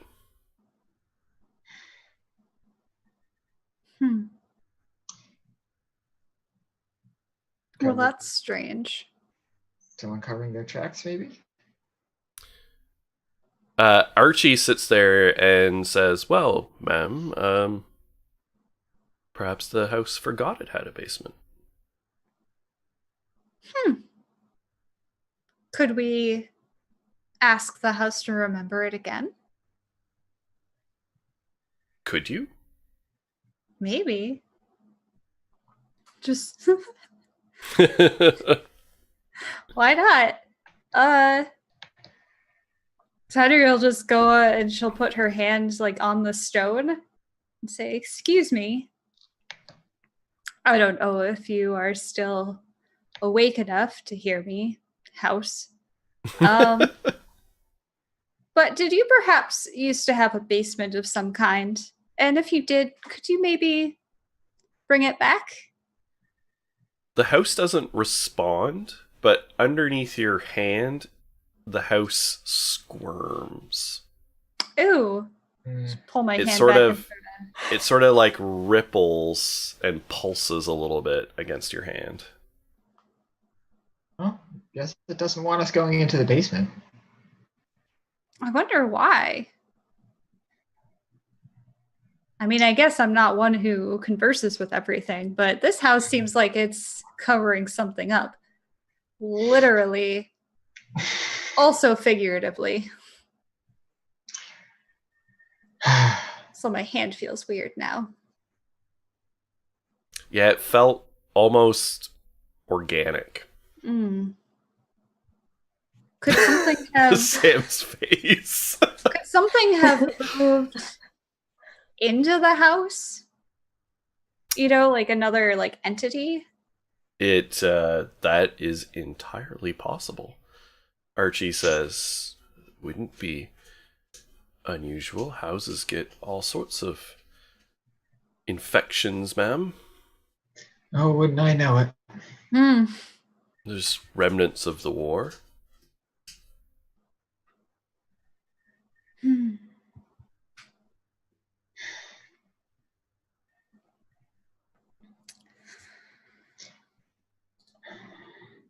You know, I'll do it. No one else is gonna do it. I'll use my wicked key Okay. and I'll put it into the slab that seemingly used to be, you know, the basement. Yep. All right. So you pull out this wicked key, which looks like a black iron key, twisted and bent. And you pull it out. And what is your intention? So wicked keys allow you to overcome obstacles. So what is your intention as you use this wicked key? My intention is to make this house remember that it had a basement and to make it be the basement that it was when this guy was like, I don't know, I guess when the house was like whole. Right. Okay. So yeah, so probably the first bit at least, sort of Yeah. regaining the basement, I think the key could do. Yes. So as you move the key towards this like slab of stone, a keyhole sort of just appears that you insert it in and turn. And as you do, the stone kind of like crumbles apart, revealing a dark set of stairs going beneath the house. Well, that is not at all ominous. Well, I did just make a basement appear with a key, so... And the key crumbles into dust in your hand as it just is wipe used. it off. Like on my shirt. Yeah, this like warm blast of sort of like warm, moist, fetid air sort of like washes out of the basement over you. Is there like a small stone or something nearby? Yeah, absolutely. Gonna pick it up and just toss it down into the basement. And it clunk, clank, clank, clock down the sort of stairs, and then clatters to a basement floor. Well, the basement's not flooded, so that's a good sign. Doesn't sound like there's anybody alive in there either. Well, at least we have access to it now, so who's going down first?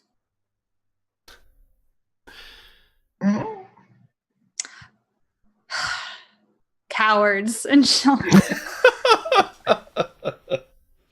All right, and so Henrietta goes down the stairs. It is dark. That's fine. Henry lives in a basement, so it's no big deal. Is there a railing or anything, or are we going by feel? Yeah, it's yeah. There's a railing. There's some safety building codes in Saturnine. maybe, Oh, good. sort of, not really at all. Great. But you managed to go down. You could feel your way into the basement. There's a little light coming through, like as you're going down the stairs. But by the time you get to the bottom, it's sort of just like there's a little pool of faint illumination at the bottom, but then the basement seems to fade into darkness. But you can almost hear like something breathing. But it's like has this like wet, rattly sound to it.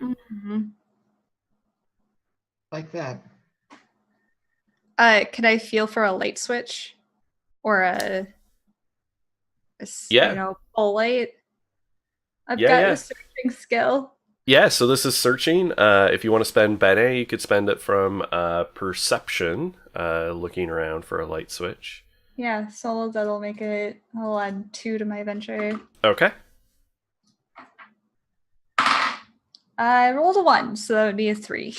Okay, so you're moving around, and eventually your hand finds this light switch sort of partway around the room, and you flick it on, and miraculously, despite not knowing whether this place should have power in the ruined expanse, of course, lights are like etheric devices, so they don't need power lines and things like that, as it draws power from the ether.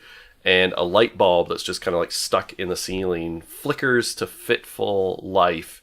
But of course it is doing that flickering, I wouldn't expect anything less.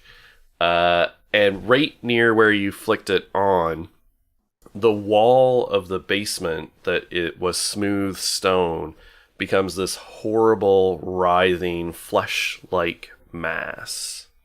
Like a tumorous growth. Nope. It sort of bulges out into the room. Oh my god. Guys, it's a tumor. Archie just says, well, that's a hate cyst. Oh no. Okay, Good news is there's a reward for this proof of destruction. Well, proof of destruction. Yeah. we're here already. How does one to get rid of a hate cyst? Can't I say have I've a ever had. stone. I have a rock. I have a rock that can turn it to red dust. But is that proof enough? I don't know. Do you want the reward? We might as well take it.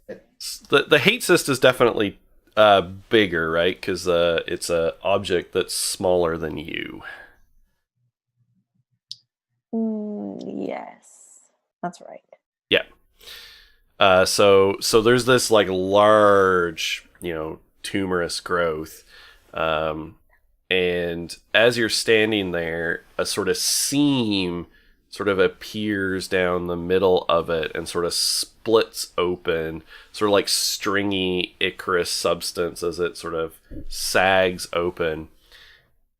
And another sort of tall, 8 foot wide or 8 foot tall, pale, very like almost identical to the woman you saw outside, steps out, her skirts billowing around her, and you can just hear the Fucking God, we saw you already. Drop the act. Are these something?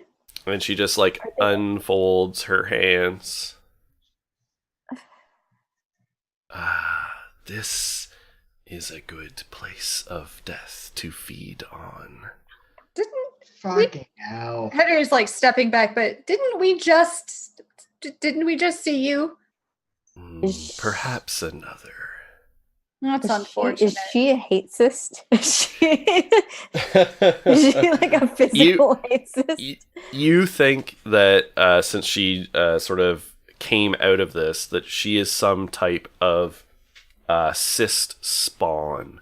So hate cysts sometimes, like Henrietta, disgorges creatures. Hate cysts can do similar things. Oh my god. Disgorge These are not the creatures. same thing. Yeah. That's horrific. Okay. And she sort of just like bunches up her skirts and sort of like they flare out a little bit, and a horde of mangy, feral, disease-looking cats like spill out and are sort of like swarming all around her feet. How close am I to this creature? It's a standard sized room. I'm assuming that at best you came down the stairs. So it'd be like across the room. Mm. These cats seem hostile. They don't look friendly. Mm. See, this is too many cats. This is a situation where you have too many cats. I know that was a topic of discussion earlier. This is when you have too many cats. When they're trying to kill you. I've never seen cats do this before. They typically don't try and kill me. At least when they do, they're very ineffective. Mm.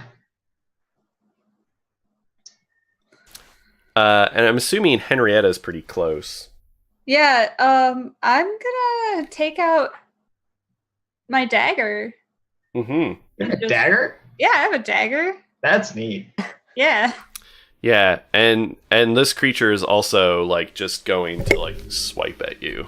Okay. As you're nearby with their talons. So why don't you roll to see if you go first? All right. I rolled an 8. Okay, so you are going to go first. Wonderful. And actually, I'm not going to go at her with a dagger. I'm going to use my other incantation. Okay. God, what was the name? I must have deleted it. It's the one where it's a level 7. Why did the text? I must have accidentally deleted the text. Anyway, it's a level 7 incantation where fist-sized parasites appear on a nearby being's body and cling there. Right, yes. Let me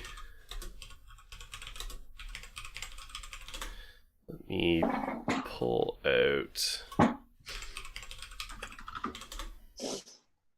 Here we go. Draining the essence of a soul. Level That's 7, it. +1 die, so you'll be rolling 3 dice. Fist-sized parasites appear on a nearby being's body and cling there. Each round, they drain 1 point of damage from the target and transform it into magical power transformed to you in the form of 1 bene. And then it's got a depletion check. Mm-hmm. Oh, 1 sorcery bene, because I am out of sorceries. Yeah. Really All right. useful. Okay, so you activate that. So your venture is 7. Mm-hmm. And you're rolling 3 dice. Yes. I rolled 1, 5, and 6. Okay. And then plus the 7 on top of that. Yep. Okay. A lot. Yes, I think all of those actually succeed, and you only need the 2. Awesome. All right. So yes, these like fist-sized parasites just like appear, their little legs spidering out and jamming in to her pale flesh as she sort of screams, and the cats yowl. And so it drains 1 point of damage. Track this here, and so you get 1 sorcery bene. Mm-hmm. Does the extra damage from my scarf affect this at all? Does it say like when you attack? I think it's plus damage, so it would be like if you do some sort of attack. Okay, yeah, it just said +1 damage in the description. It didn't really specify when that happens. Okay. All right, so Emma, Elizabeth, and Lucky, why don't you guys also roll to see when you go? That's a 3. Okay. 6. Okay. So Lucky, you're gonna go. God, I really don't know what I'm gonna do. I don't really have enough sorcery points to. You can use your action to use recovery and roll a d6 and add those bennets back into pools. Yeah, I guess I'll just do that. I don't really have anything useful to do at the moment. Yeah, so just mark off one of your action level recoveries. Okay. 4. All right. Okay. That brings me up a decent amount. Okay. All right, that's my turn. All right. So it swipes at Henrietta. So Henrietta, I need you to make a dodge action. Okay. Cool. I will do that. Could I use movement? Yes, absolutely. You can spend Bene from movement. I will do that because I don't have any dodging.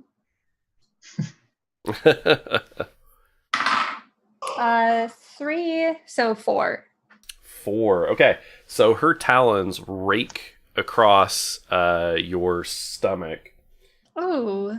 And they do 5 points of damage. Holy crap. So, yeah, so 3, so it goes to injuries. Okay. So 3 injuries then becomes a wound. Oh, so I got a wound and a half. Yeah, and then 2 injuries. But you can spend 1 physicality bene to negate the wound. Okay. If you wish. I'll just take it for now. Okay, so you have 1 wound and 2 injuries. So this horrible gash across your stomach. Emma Elizabeth. Can I walk up to it? Is that the distance I can close? So you can walk basically like a short distance, which is 10 feet. As part of an action, or you can move further, but then that's all you can do. No, I want to be able to move and do a thing that I can touch. Right. The room's probably not bigger than 10 feet. Okay, so I'm going to storm over there, and now I'm going to try and put her in the fucking cage. Okay. So read the conditions of your ability. So what level is it? The thing says level 1, but I spend sorcery to increase that, right? Yes, you could. So you have to spend at least 1, but you can spend more sorcery to up that. Yeah, so it's level 1 plus 1 die, so both 3 total. Create a magical cage, imprison a nearby being inside it. The being must be of a level no higher than the level of the effect, so I better have some idea of the level of the being before I try to imprison them. Further, the effective level of a spirit, which apparently this is not, so yay, is 1 higher than the level otherwise. That's right. All right. I've got hella fucking sorcery tonight, so I'm going to spend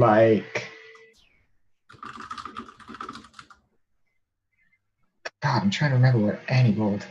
Fuck it, I'm just going to spend 7. Okay, so a level 8 effect. Yeah. All I right. roll 3 dice for this? You roll 3 dice, yep, and your venture is going to be 8. All right. All right, so my first dice is a 6. My second is a 4, and my third is a 1. Okay.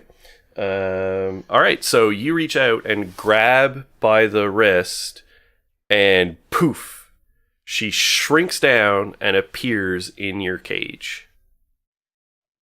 You are going to stay in there, and you are going to think about what you've done. Do the cats come with her? The cats vanish, and then her skirts kind of rustle, and the cats. Actually, no, the cats don't vanish. Sorry, because they're sort of like summon creatures. They scatter. The cats individually sort of scatter. But yes, her skirt is rustling, and the sounds of yowling come. Well, actually, because you can't hear unless you choose, right? Yeah. I like to hear it for now. Mm. Yeah. So you can hear these little meow, yes, as Sam said, these little tiny meows from underneath the skirt. And she is caged. That's going to be a joy for you, right? This is the first time you've caged a creature. It is. Fucker. I think we should destroy this cyst before it decides to give us another one of those. I definitely Yeah. agree. It's still like pulsing. Yeah. Heather's like sort of clutching her stomach, like, ugh. Oh, that sucked. I admit, ma'am, that's rather gross. Yeah. Oh, I suppose I should take care of this. At least when I come out, I'm. Yeah, you're a lot more pleasant, all things considered. Mm-hmm. Mm-hmm. And you can actually see, so because there's like, as this cyst like sort of sagged open, and it's still open, and it smells pretty gross. You can see these two kind of insubstantial, glowing, floating orbs that, like, it's basically like a little, like, I'm going to describe this as a flesh crevice. Dan, I love it. Thank you. Thank you so much for this. You're welcome. You're welcome. And so it is a flesh crevice, which like goes back, so into this organic growth, and at the back of it you can see the light from these two floating, sort of translucent, glowing orbs. They're kind of like a white silvery color.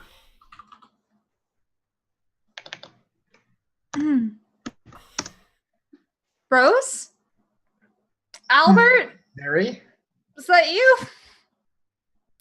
You can just hear this almost childlike singing coming from the orbs, but it's just like sing-songy, like a hum. It's not really like words. And how deep are they in the flesh crevice? Oh, you'd have to crawl into the flesh crevice to interact with them. They look like they're, like about a good 10 feet back. Okay. I All can right. I will go in the flesh crevice. Not easy to do that.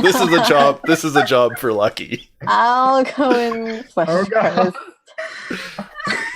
If there ever was one, this is a job for Lucky.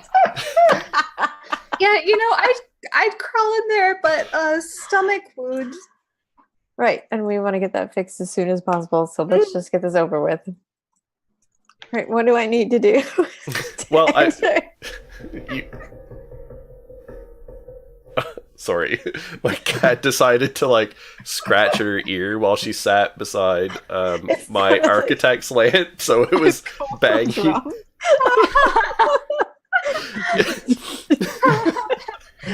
Lucky It was the like, the stretchy spring. Yeah. So her foot was like playing it like a guitar string. Yeah, it sounded like the opening of a Radiohead song. All right, so you don't need to roll anything to enter the flesh crevice, Lucky. All right, fine.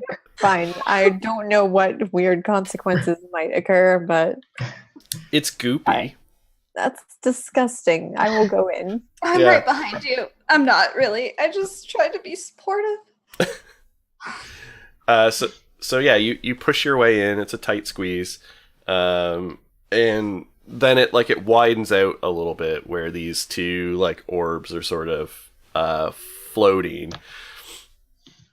Hey, kiddos. Can I get them out? So like if you try and like touch them, they're like your hand just goes through them, and they're making this like like sound, but there's no words. That's really creepy and sad. I can't grab them, guys. I don't really know what to do. We should get their father. We should get Jareth. Good. Well, can you go do that, maybe? Mm-hmm. You want to stay in there? What's it gonna do? I mean, What if it closes back up while we're gone? Even more reason to get out, but okay. I'm gonna try and get them out. Just one of you go get Jareth. All right, I'll go. Okay. Okay, so yes, you can go get Jareth. Yep. Well, Jareth, I think we found your children inside of a hate cyst.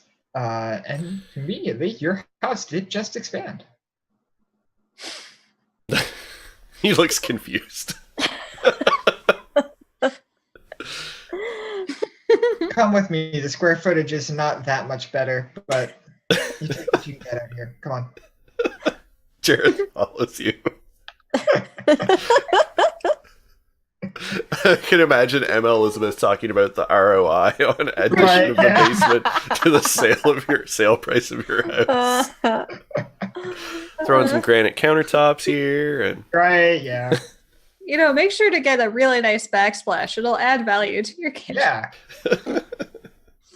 All right. So Jareth follows you down, and he's like, "The basement, you found it." I knew I put it here somewhere. Your kids are kind of spirited.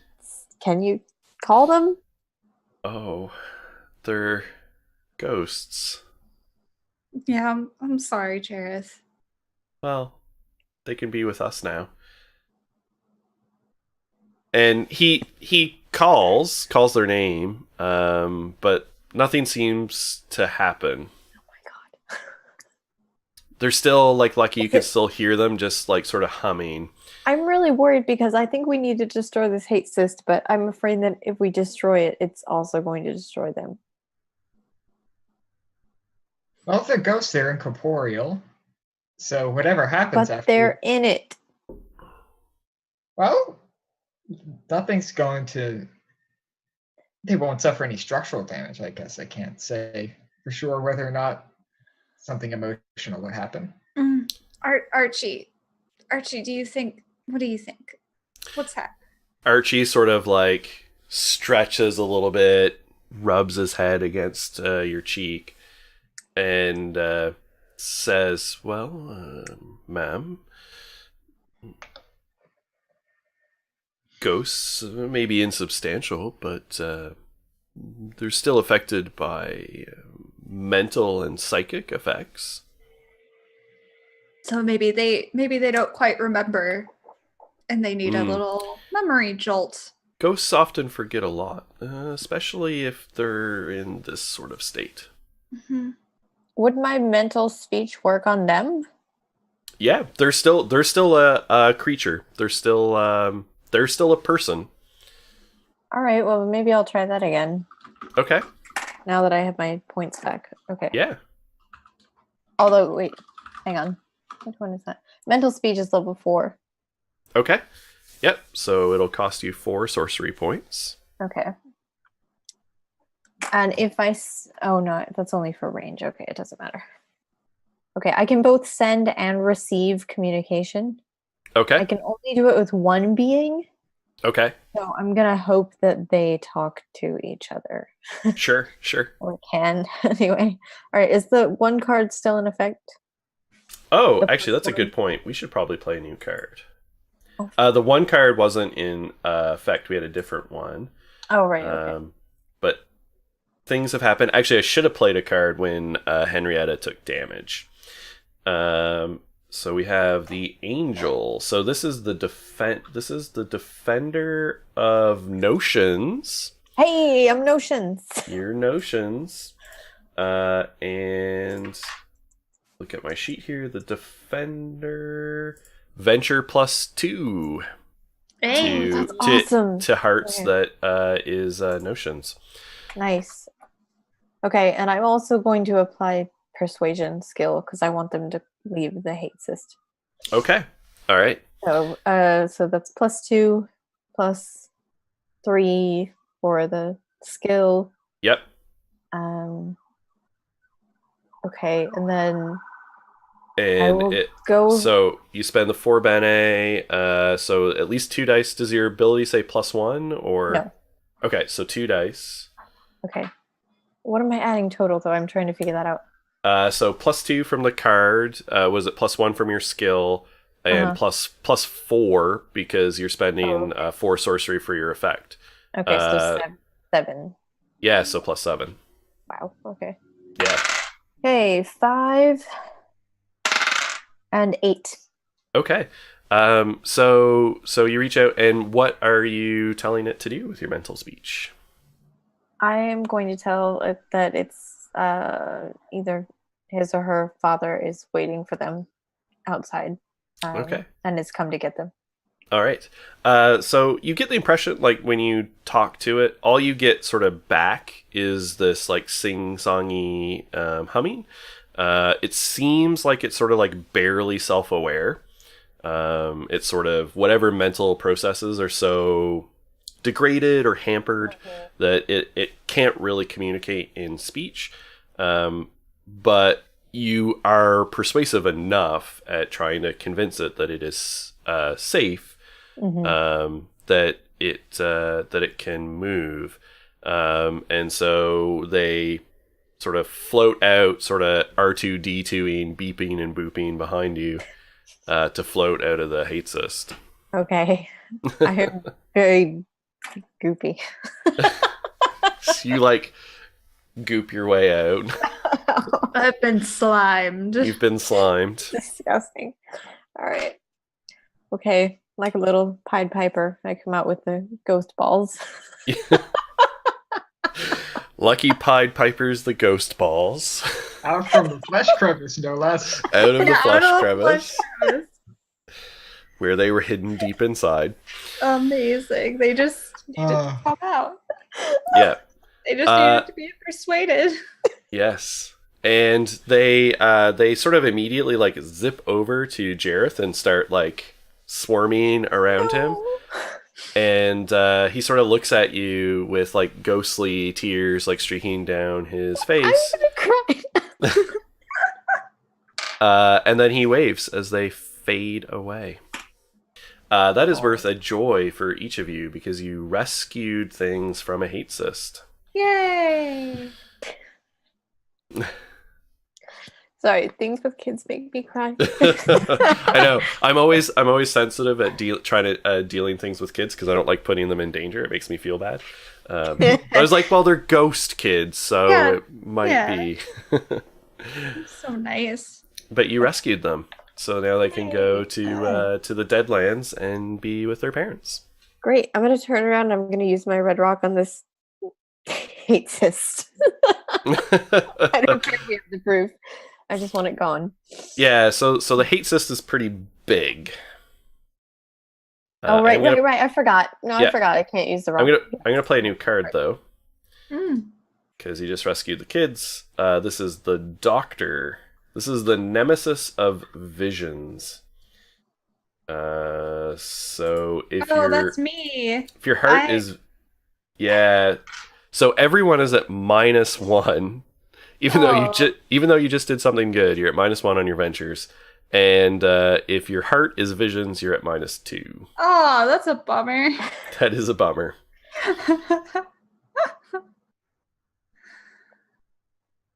Oh no.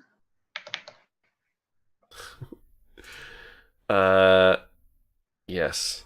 Someone divination. Someone falls ill. I mean, I have a freaking crazy. Yeah, and Lucky just crawled into and out of a flesh crevice. Lucky, this is essentially a shift. I'm going to give you a despair. And you notice that you are covered, all of your exposed skin, in an itchy rash. Oh, man. First bugs. No. Look, you crawl into strange flesh crevices. Without protection. That's totally fair. That's really gross, but okay. Oh, man. Does the flesh crevice count as a solid being or the flesh of a solid being? So the hate cyst itself is flesh of a solid being. Okay, can I use my blink thrice before dying incantation? Blink thrice before dying. The flesh of a solid being within short range cracks like porcelain and shatters, then immediately reforms, but they've sustained 6 points of damage and lose their next action. Absolutely. So you can activate this. All right, I'm gonna stand far the fuck back because I don't want to distribute its goop anywhere. Yep. Everyone, back up just a bit. Mm-hmm. So the Point. so the level is 7. Mhm. I am just laughing at Taryn in chat because he said hate cyst. You mean the RNC? High five. Heyo. Okay, so its level is 7. So your venture's at 7, and it's +1 die. So you're rolling 3 dice. Yeah. All right, my first die was a 3, my second die was a 6, and my third was a 9. Okay, so Plus I seven, think it's like +7. So yeah, so 10, I think 13, 16. yeah, so you get 2 successes. You get the idea that the challenge level of this is above 10, so it's like above mortal ability. But like a large chunk of it, yeah, it spiderwebs, it turns porcelain pure white, cracks, shatters, and falls apart, leaving just the bare wall. But then all of the pieces like climb back over one another and reform, and then turn back into this flesh. But it has taken 6 points of damage. Well, it's still there. That's unfortunate. And it's pulsing wetly. Great. We better hurry up before it disgorges another one of those things. Yeah, you can see a squirming and writhing at the back of the flesh crevice, and you can see sort of like the flesh at the back is like a membrane, and it stretches as this hand stretches out. Could I Anyone use else have any ideas? action rest to gain back some sorcery points? Dan? Yes, absolutely. Wonderful. I only got 1. All right. You can, I mean, it's an action, so you've got 2 of the 1 action ones total. I do that. Do that again. I gotta roll better. 7! Hey, that's more than I can even have, so. All right. Way to go, die. See if I choose you again. Cool. I guess I want to weave together some, like, Henry's not, like, how far away now from the cyst are we? You can be sort of as close or as far as you want, really. Because I don't really want to touch it. Yeah, you can be, in the same room up to, 10 feet away or so. Okay, I'll get a little closer. I kind of want to weave together sleep and cold to essentially create, like, a damage dealing, like, spear. Okay. That I want to form in my hand and, like, throw it at. Like the Night King. All right, so sleep and cold. What are the absences of sleep and cold? The absences of sleep are action, movement, and clarity, and the absences in winter are warmth, motion, and creation. Okay, so I don't think you'll be able to make something that you can throw. That I can throw. Okay, fair enough. But I can sort of like shoot. I can use something to, like, one of the qualities of winter is damage. Yep. Okay. Absolutely. So I think I'll weave together maybe sleep, which is one of the qualities of sleep, which seems like you're divining the thing with the word. Yeah. It's a very circular definition. Yeah, and damage, just sort of like throw out, I guess, like a shockwave of energy to help Okay. damage it. So about how much damage you want to do. You can inflict 3 damage, would be a level 3 effect. or causing a wound is a level 5 effect. Oof. Inflicting damage over a small area, which is like a 10-foot area, is a level 5 effect. Inflict 4 damage would be level 4. So you can sort of dial it in there however you would like. Let's try for 3 damage and see where that gets us. Okay, so it costs you 3 sorcery points, and your venture will be 3. And you'll be rolling 2 dice. Yep. 8 and a 2. 8 and a 2. So it you reach out and the magic sort of like hits it. There's like a little glimmer of frost, but unfortunately you only had 1 success. That's a bummer. And the hate cyst is a magical thing.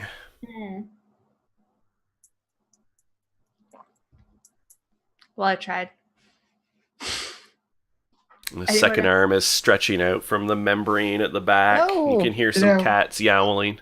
Damn it. I thought this would be significantly easier than it was. Let's just go. Jareth is gone. We can't leave this here. Why the fuck not? Morals. That didn't stop you from making the other one run away. Creature, cat lady. We should try to destroy the cyst. How? I don't know. Archie, do you know how to destroy the cyst? Do you have any ideas? Why don't you? This would be like a knowledge of thing. Do you have any relevant skills? The only thing that I could think of would be like with my order ability gives me the ability to understand or like identify magical practices, but yeah, I think that applies. Sure. all right. I'll buy it. So that's +1 to the venture. You can spend from your intellect pool. Yeah, I'll do that. I can only. How many could I add? 1, I think, right Okay. now. Until there's like secrets you can get that let you spend more. Yeah. And of course you do, if you have hidden knowledge, right, as a thing, you can always spend points from those to add to your ventures as well. Yeah, I'll do that. Okay. So what little piece of hidden knowledge are you using for understanding the hate cyst? Oh, I don't know. You can just come up with like it's like a narrative, like, well, spend some time in the library reading that forbidden book, or, like that kind of thing. Oh, sure. Yeah. I was gonna say I overheard an interesting piece of gossip regarding some people who normally aren't seen together. Okay.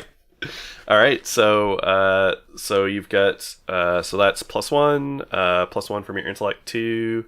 Yep. And then Archie, did he just he adds something as well, right? He just gives me extra bene. Okay, he gives you bene. Yeah. Okay. Mm-hmm. All right. I rolled a 6, so it's a 9 total. Okay. So hate cysts are potent and magical. They could be physically destroyed, right? If you just do enough damage to them, or magical effects that cause things to disappear or be removed from reality. You've heard about potent storytellers who just tell tales about removing them, and they disappear, and you're like, Alice would be nice right about now. Yeah, she sure would be. Yeah. Pulled up in her workshop. Yeah, but you have also heard that keys can unlock things, but they can also lock them. Ooh. Oh, We could do Yeah. that. well. Have another wicked key at our disposal. We could just lock it up. You could insert the key into the flesh crevice. Oh god. Everything about this is awful. All right, I will do that then. I still have a key. Okay. I'll just use it. All right, I'm so you pull. cute and rashy, and I'm mad, and I want to go home. Yeah, yeah.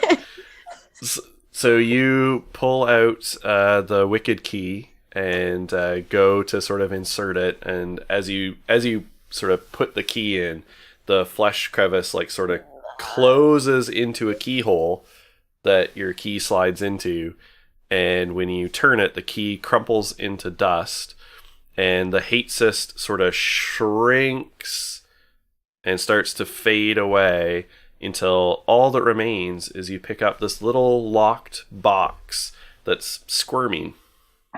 Oh, It's like rattling, like something is moving. And there's a little window, and when you look inside, you can see this like little pulsating hate cyst, but it's been miniaturized and like locked in this box. neat. Occasionally, like a taloned hand sort of presses out of it, and you can hear faint yowling of cats from inside, but it is locked away Great. I'll just pocket that. and would constitute proof of a removed hate cyst. Nice. Let's get out of here. Yeah, I agree. Yep. We're done. All right. We're gonna haul ass back to the Yeah, hollows right. then. Away from this horrible place. Yeah. Yeah, and so like when you leave the ruined expanses, it's funny because like the Hollows is this downtrodden area. Yeah, but it It's seems like paradise. Right. yeah. Yeah. And when you you literally like physically step across the border from the ruined expanses into the Hollow, and this like gray overhanging oppressive sky just like lifts, and it's like a beautiful day out. It's like blue sky above Saturnine. The indigo sun is like beating down on the city, and there's like people, and they stop and sort of like look at you because you're goopy and rashy. It's horrible. And they hustle off. Rightly so. People take their children and like I'm used to that. Yeah, I'm sure we look Ugh. like a real group. 'Cause I've got Sure. You're like bleeding. yeah, I'm bleeding out of my stomach. Emma Yeah. Elizabeth has a cage with this weird talent monster in it. Have you muted her yet, or is she? No, she's muted. She's invisible. Okay, great. And then oh right, yeah. you can make them invisible too. I forgot that. I only show her off at parties. Yeah. Hmm. Yeah, so this hate spawn is in your cage. The cage, like she's invisible, the cage like rattles periodically.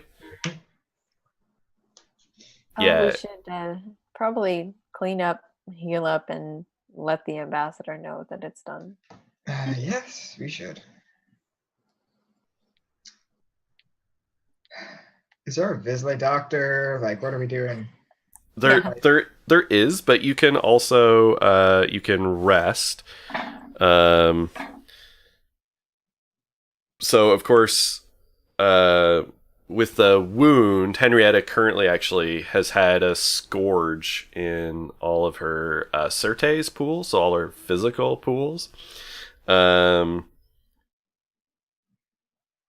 And you can do it in the moment. If you take a 10-minute or 1 hour rest action, it will heal 1 wound rather than restore a pool. You'll still have the injuries, but they'll go away as you just naturally as you rest. Okay, yeah. So we'll make our way back to my home, and Henry will just like flop down onto a chair. And yeah, Archie's still there too. He'll be here until the next sun rises. Right. Okay. Yeah, well, so you flop down on the chair, and Archie like crawls off your shoulder and like kneads with all 6 legs. Oh. Actually, no, because he's got his front ones are sort of human like. He's like Yeah. kneading. Oh, no. He's kneading with like 4 legs, like kind of on your like massaging with the other 2. no, well on your chest, right? Because it's a cat, so he's like doing his cat thing, and How's it feel? well, cats. Is my vomit cat monster coming to feel? He's just trying to get comfortable so he can lay down. Sure. He asked permission first. Yeah, it's fine. But then he's just like touching your face and saying like, there, Henrietta, it'll be okay, ma'am. I'm so tired. And then he just like curls up and sort of like is patting your face with his human cat paw. It's really sweet. And also really disturbing. And then he purrs his too big head. Yes. I imagine he's got these big like goblin like ears too. Yes, Just, like exactly. great big ears. I'm gonna borrow Henrietta's shower. Yeah. Just gonna walk in with all my clothes and shoes and everything on to just rinse it all away. Yeah, I should look into buying a washing machine.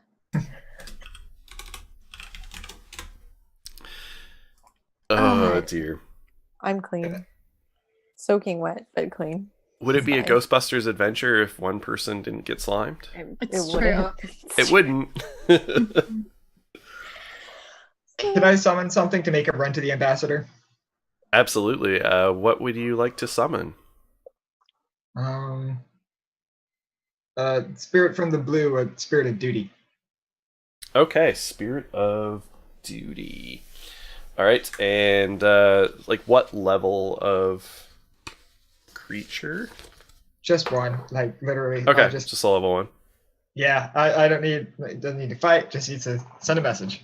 Okay, and you're just gonna do the persuasion. Yeah. All right.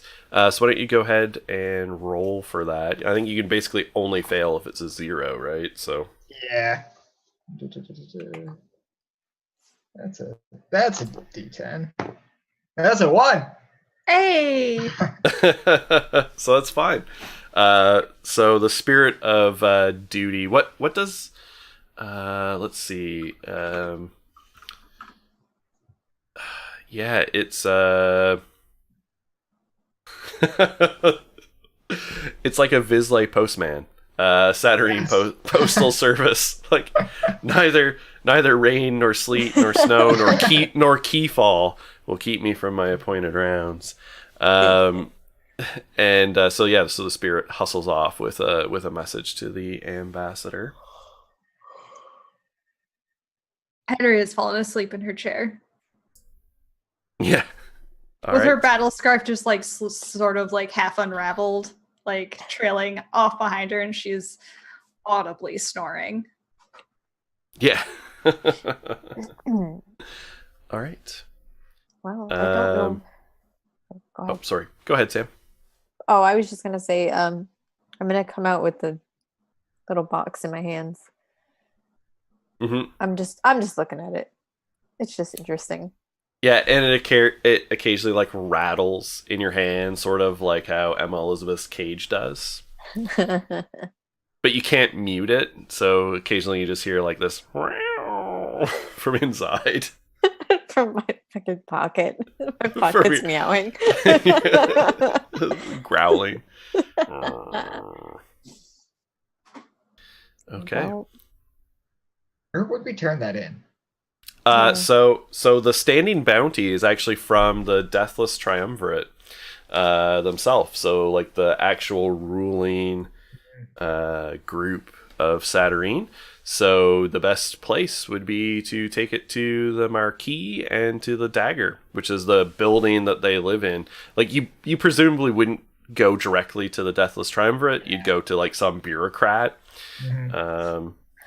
And get the reward. I actually forget what the exactly if there's a suggestion in here for what the reward actually is for getting it. It should be pretty big. It's like a standing bounty nice. For the destruction of a hate cyst.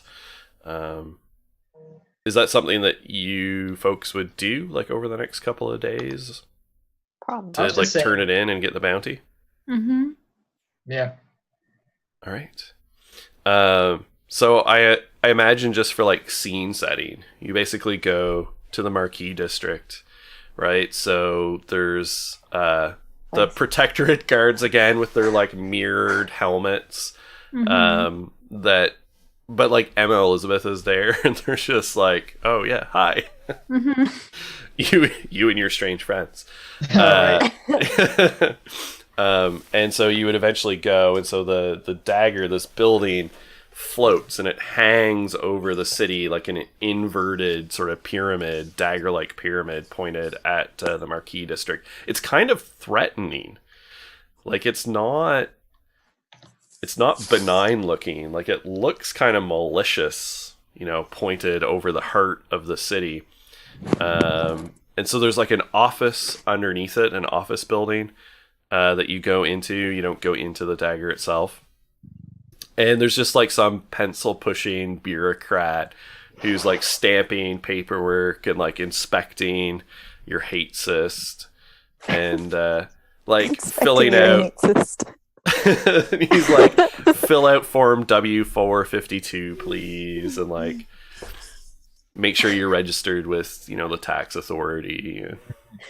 It's very bureaucratic. I don't have a bank account.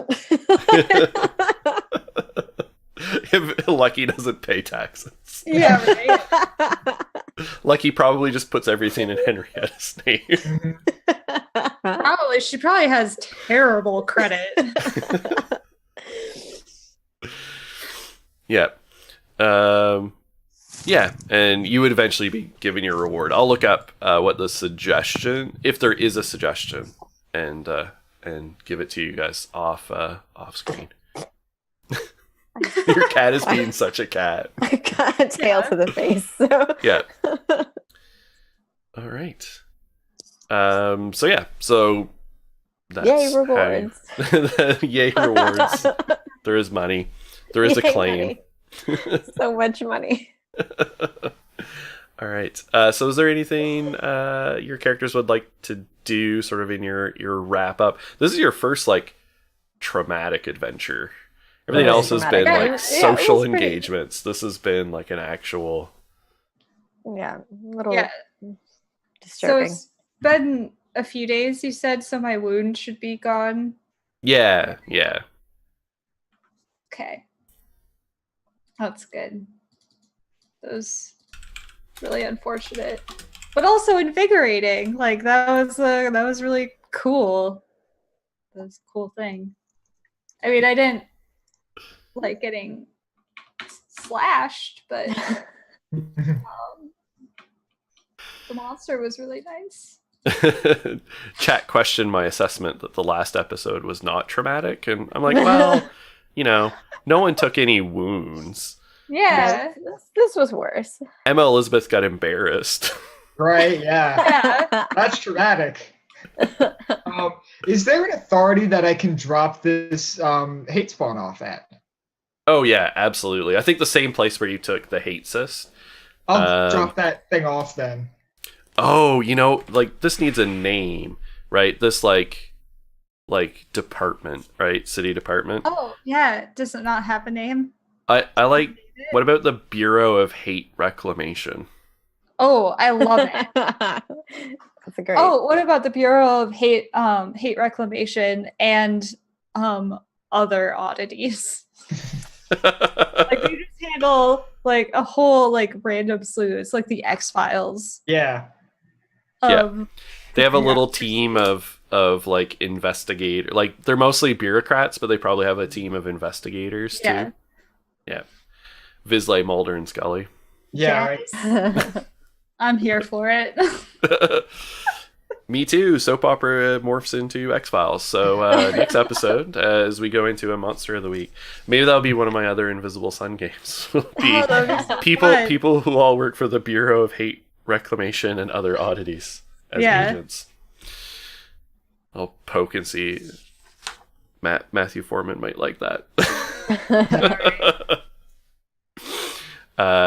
So yes, it is, as Dwarf Cricket says in chat, it's like, yes, I'd like to drop off this hate spawn, please. And they're like, yes.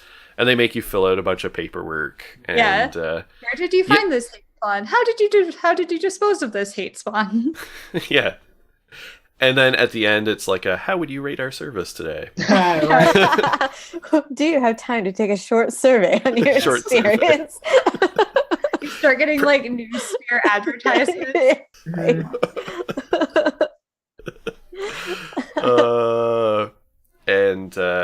Yeah, but otherwise they do. They probably also like there's like a mandatory like health and safety check to make sure that you haven't been like infected with yeah, because the hate cysts are like weapons left over from the war when the enemy deployed hate cysts into the city as essentially like magic biological warfare. So they are.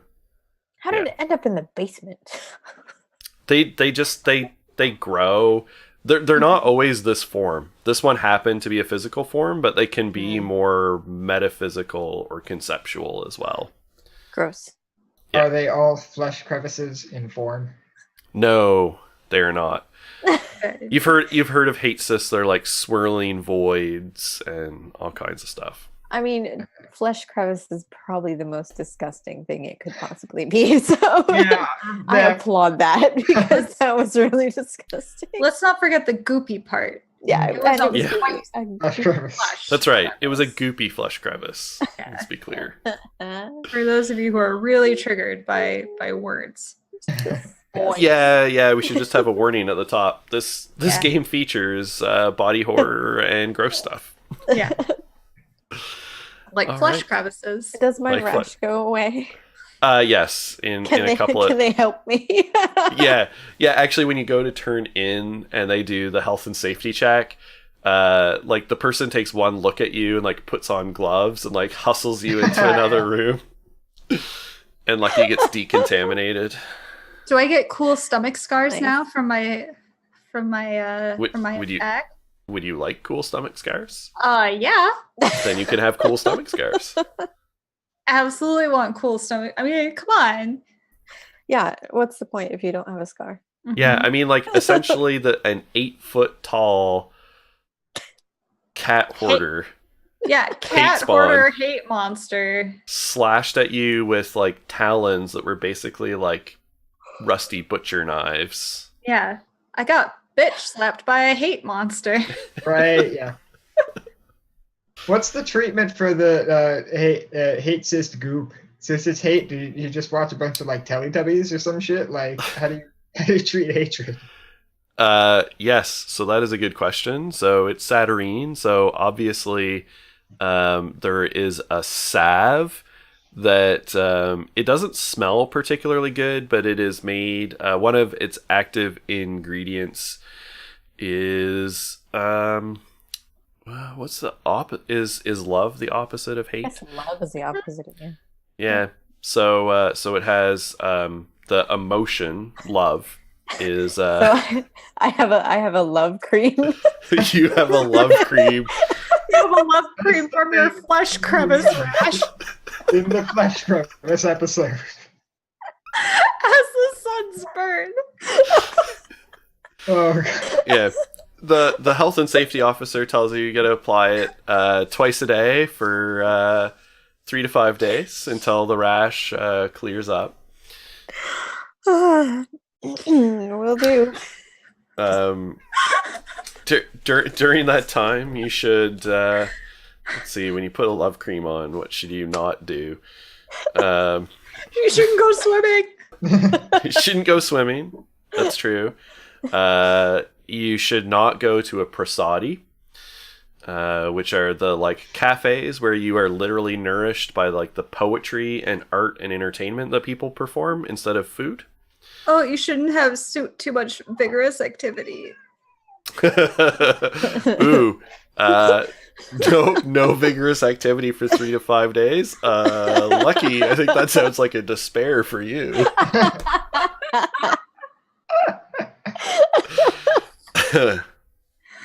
Oh, you can't lift anything over like 50 pounds. Yeah. All right. Good. Our pants Good, are too tight.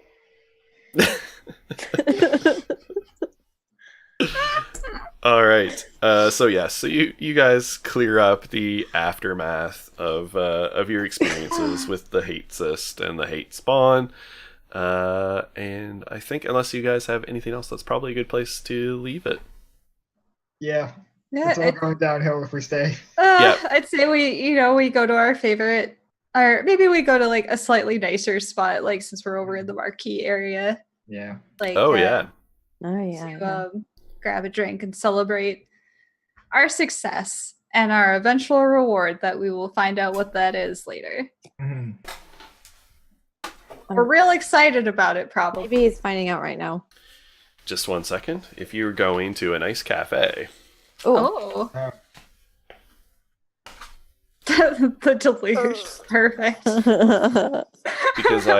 because I have all these wonderful props from the Black Cube, courtesy of Monty Cook Games.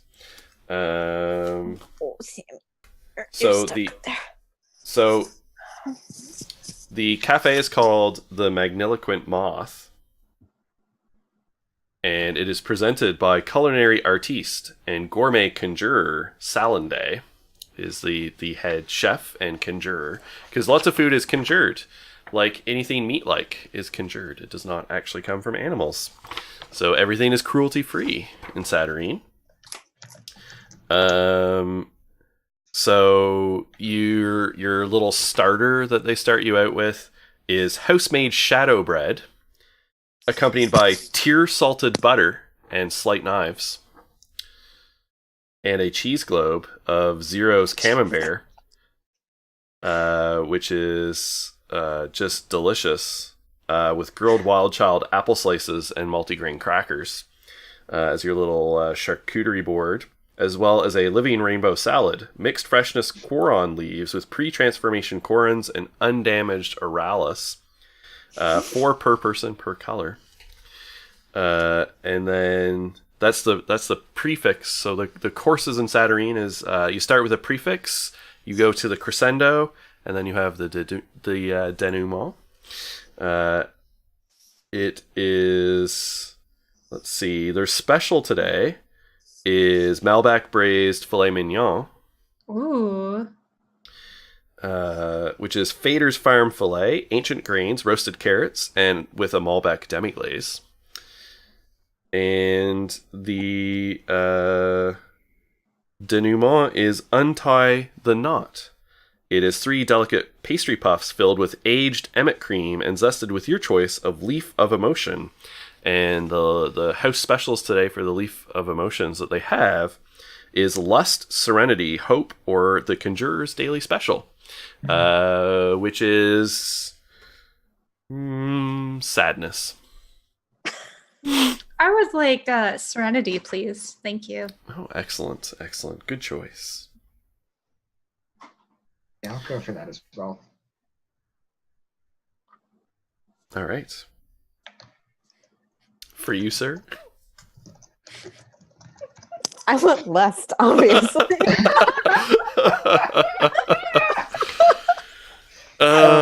Yes.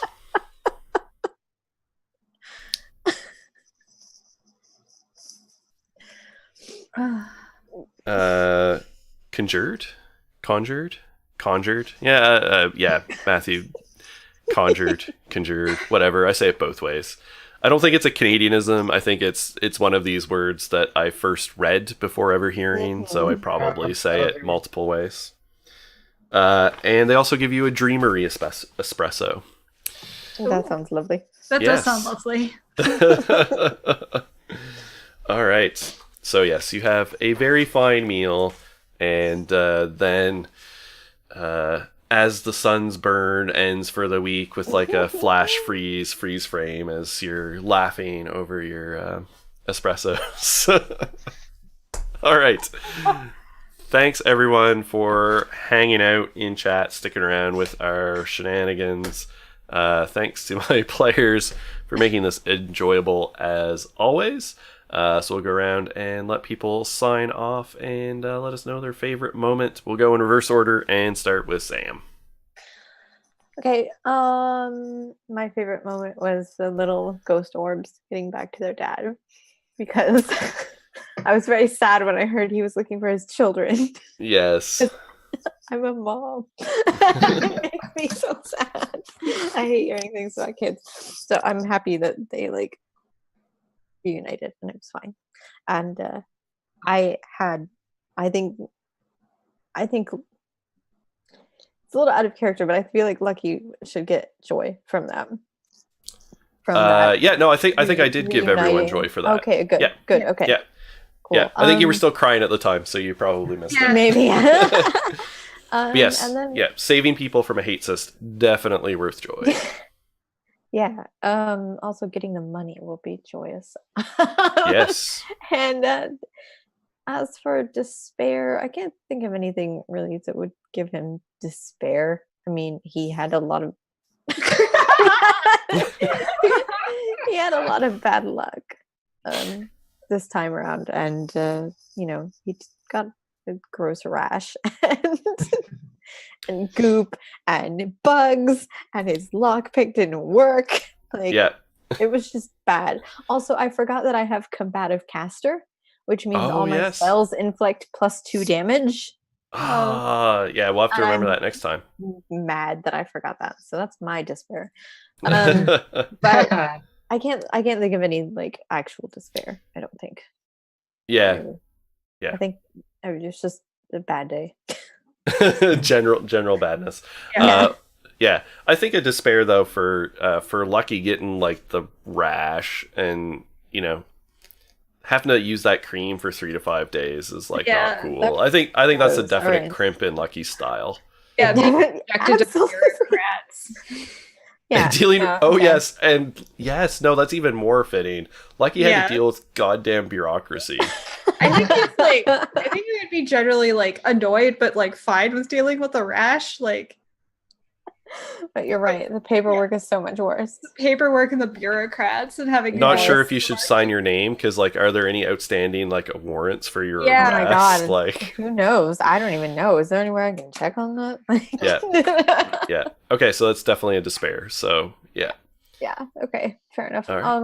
And then I'm 65th Victor on Twitter. The end.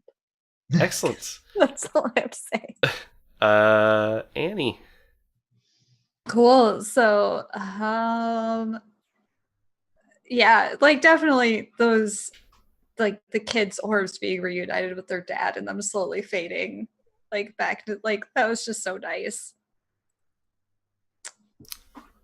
It was so nice. It's just really good. I told Chet, it reminds me of the marbles of like the souls of the children from Coraline. I don't know if you read it, but yeah, the kids. It's just like, oh my god. And Henry threw up her first monster. Yeah, I think that's definitely worth joy. Mm-hmm. Yeah, and Archie was so useful and very sweet. And I also love the image of them all curled up, like, in her chair. Yeah, going to sleep while you rest. Yeah. Probably despair would be her getting a wound. Like, I guess, like, she already got a wound, and that's, punishment enough. But I bet that wrecked a dress she really likes. Oh, yeah. Her adventure dress. Yeah, her adventure dress is wrecked, and she's going to have to fix it, so... Yeah. Yeah, I mean, and this is also, like, this is the first time anyone's been seriously injured, right? I think people have taken injuries, but I don't think... No, someone did Lucky took an anguish. Which I think is a little bit different, because no one really sees it. Right? Whereas this is the first time any of you have been physically, like, hurt while engaging in, your Scooby-Doo gang mystery club. And since Henrietta's already kind of threatened, I think I actually want to give everybody a despair for that. Ooh. Because I feel like this is something that would shake all of your confidence. And the two of you are, like, independently very close with Henry. Yeah. She's a good girl, and she's just trying to do what's right, So she'll totally just, like, try to talk down a crazy freaking spindly Slender Man hate. And she took the lead in, like, dealing with this, right? And then got hurt. Yeah. So I can imagine reasons for, like, Lucky, why that would cause despair. And for Emma Elizabeth, too. All right. Excellent. Good. And Alex with Emma Elizabeth. Honestly, So you got I the feel joy like for caging. got the joy for Cajun, got the joy for seeing the family reunion, got the despair for Henrietta getting injured, and honestly, like those are I feel like the big like character beats for her this episode. So I feel like that Yeah. all got covered. And I really did like all of the great stimulating discourse around the flesh crevice. Yes. Truly a blessing. That's on brand for us. That's this is our good. life now. A wonderful, memorable experience. Mhm. Yeah. Perfect. I also want to give all of you. I don't think anyone's like character arcs came into play. This was sort of a separate thing. But I want to give you all an acumen because you got rid of a hate spawn. This is a big deal. The other thing is that in exchange for this service, you all have a visa to the Pale Lands Yay! from the Dead Embassy, or the Pale Embassy rather, to go to the Dead Lands, the Pale. So you can use that visa to go. Because usually when you travel to another sun, there's multiple ways to go there, but each sun, each realm, has a warden, which is like a powerful entity that sort of protects and controls access to it. And so you have to negotiate with them or do them a service or something to get access to, like, say, the blue or the green or the red. The Pale is different in that there's the Empress, and there's a embassy in Saturnine that negotiates like travel and transit between the two. But so if you ever want to go visit the land of the dead, you can totally go. Mm-hmm. So that is also excellent. And yes, I think that's worth another acumen because that's kind of a big deal too. Cool. So you each So also two have 2 acumen. Yes. Oh my goodness. Just racking up the stuff. Excellent. So we hope this episode's a little different, but I think showed off or illustrated some of the like more combat-y things, and probably get a sense that like while you can do things that end up like ending a combat really quickly, like caging the creature, it's also like frighteningly potentially deadly, right? Like in D&D terms, like Henrietta dropped a third of her hit points like in one blow, and there's no like death saves. You get 3 wounds and you die.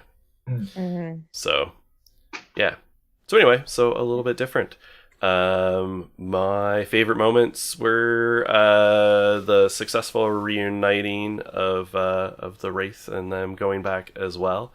I think that was touching, and the fact that you guys approached the Wraith to sort of deal with it versus fighting it, because Wraiths are real bad. Yeah. If you had fought it, it would have been real bad. We'd all have been ended up in the Pale instead of been like, Yeah. whoops. All right. So thanks everyone. Thanks for sticking around. Thanks to all our supporters and Monty Cook Games. And we'll be back with more Vizsla soap opera nonsense next week. I think so. Yes. But not the week after, because I will not be here during the Easter weekend.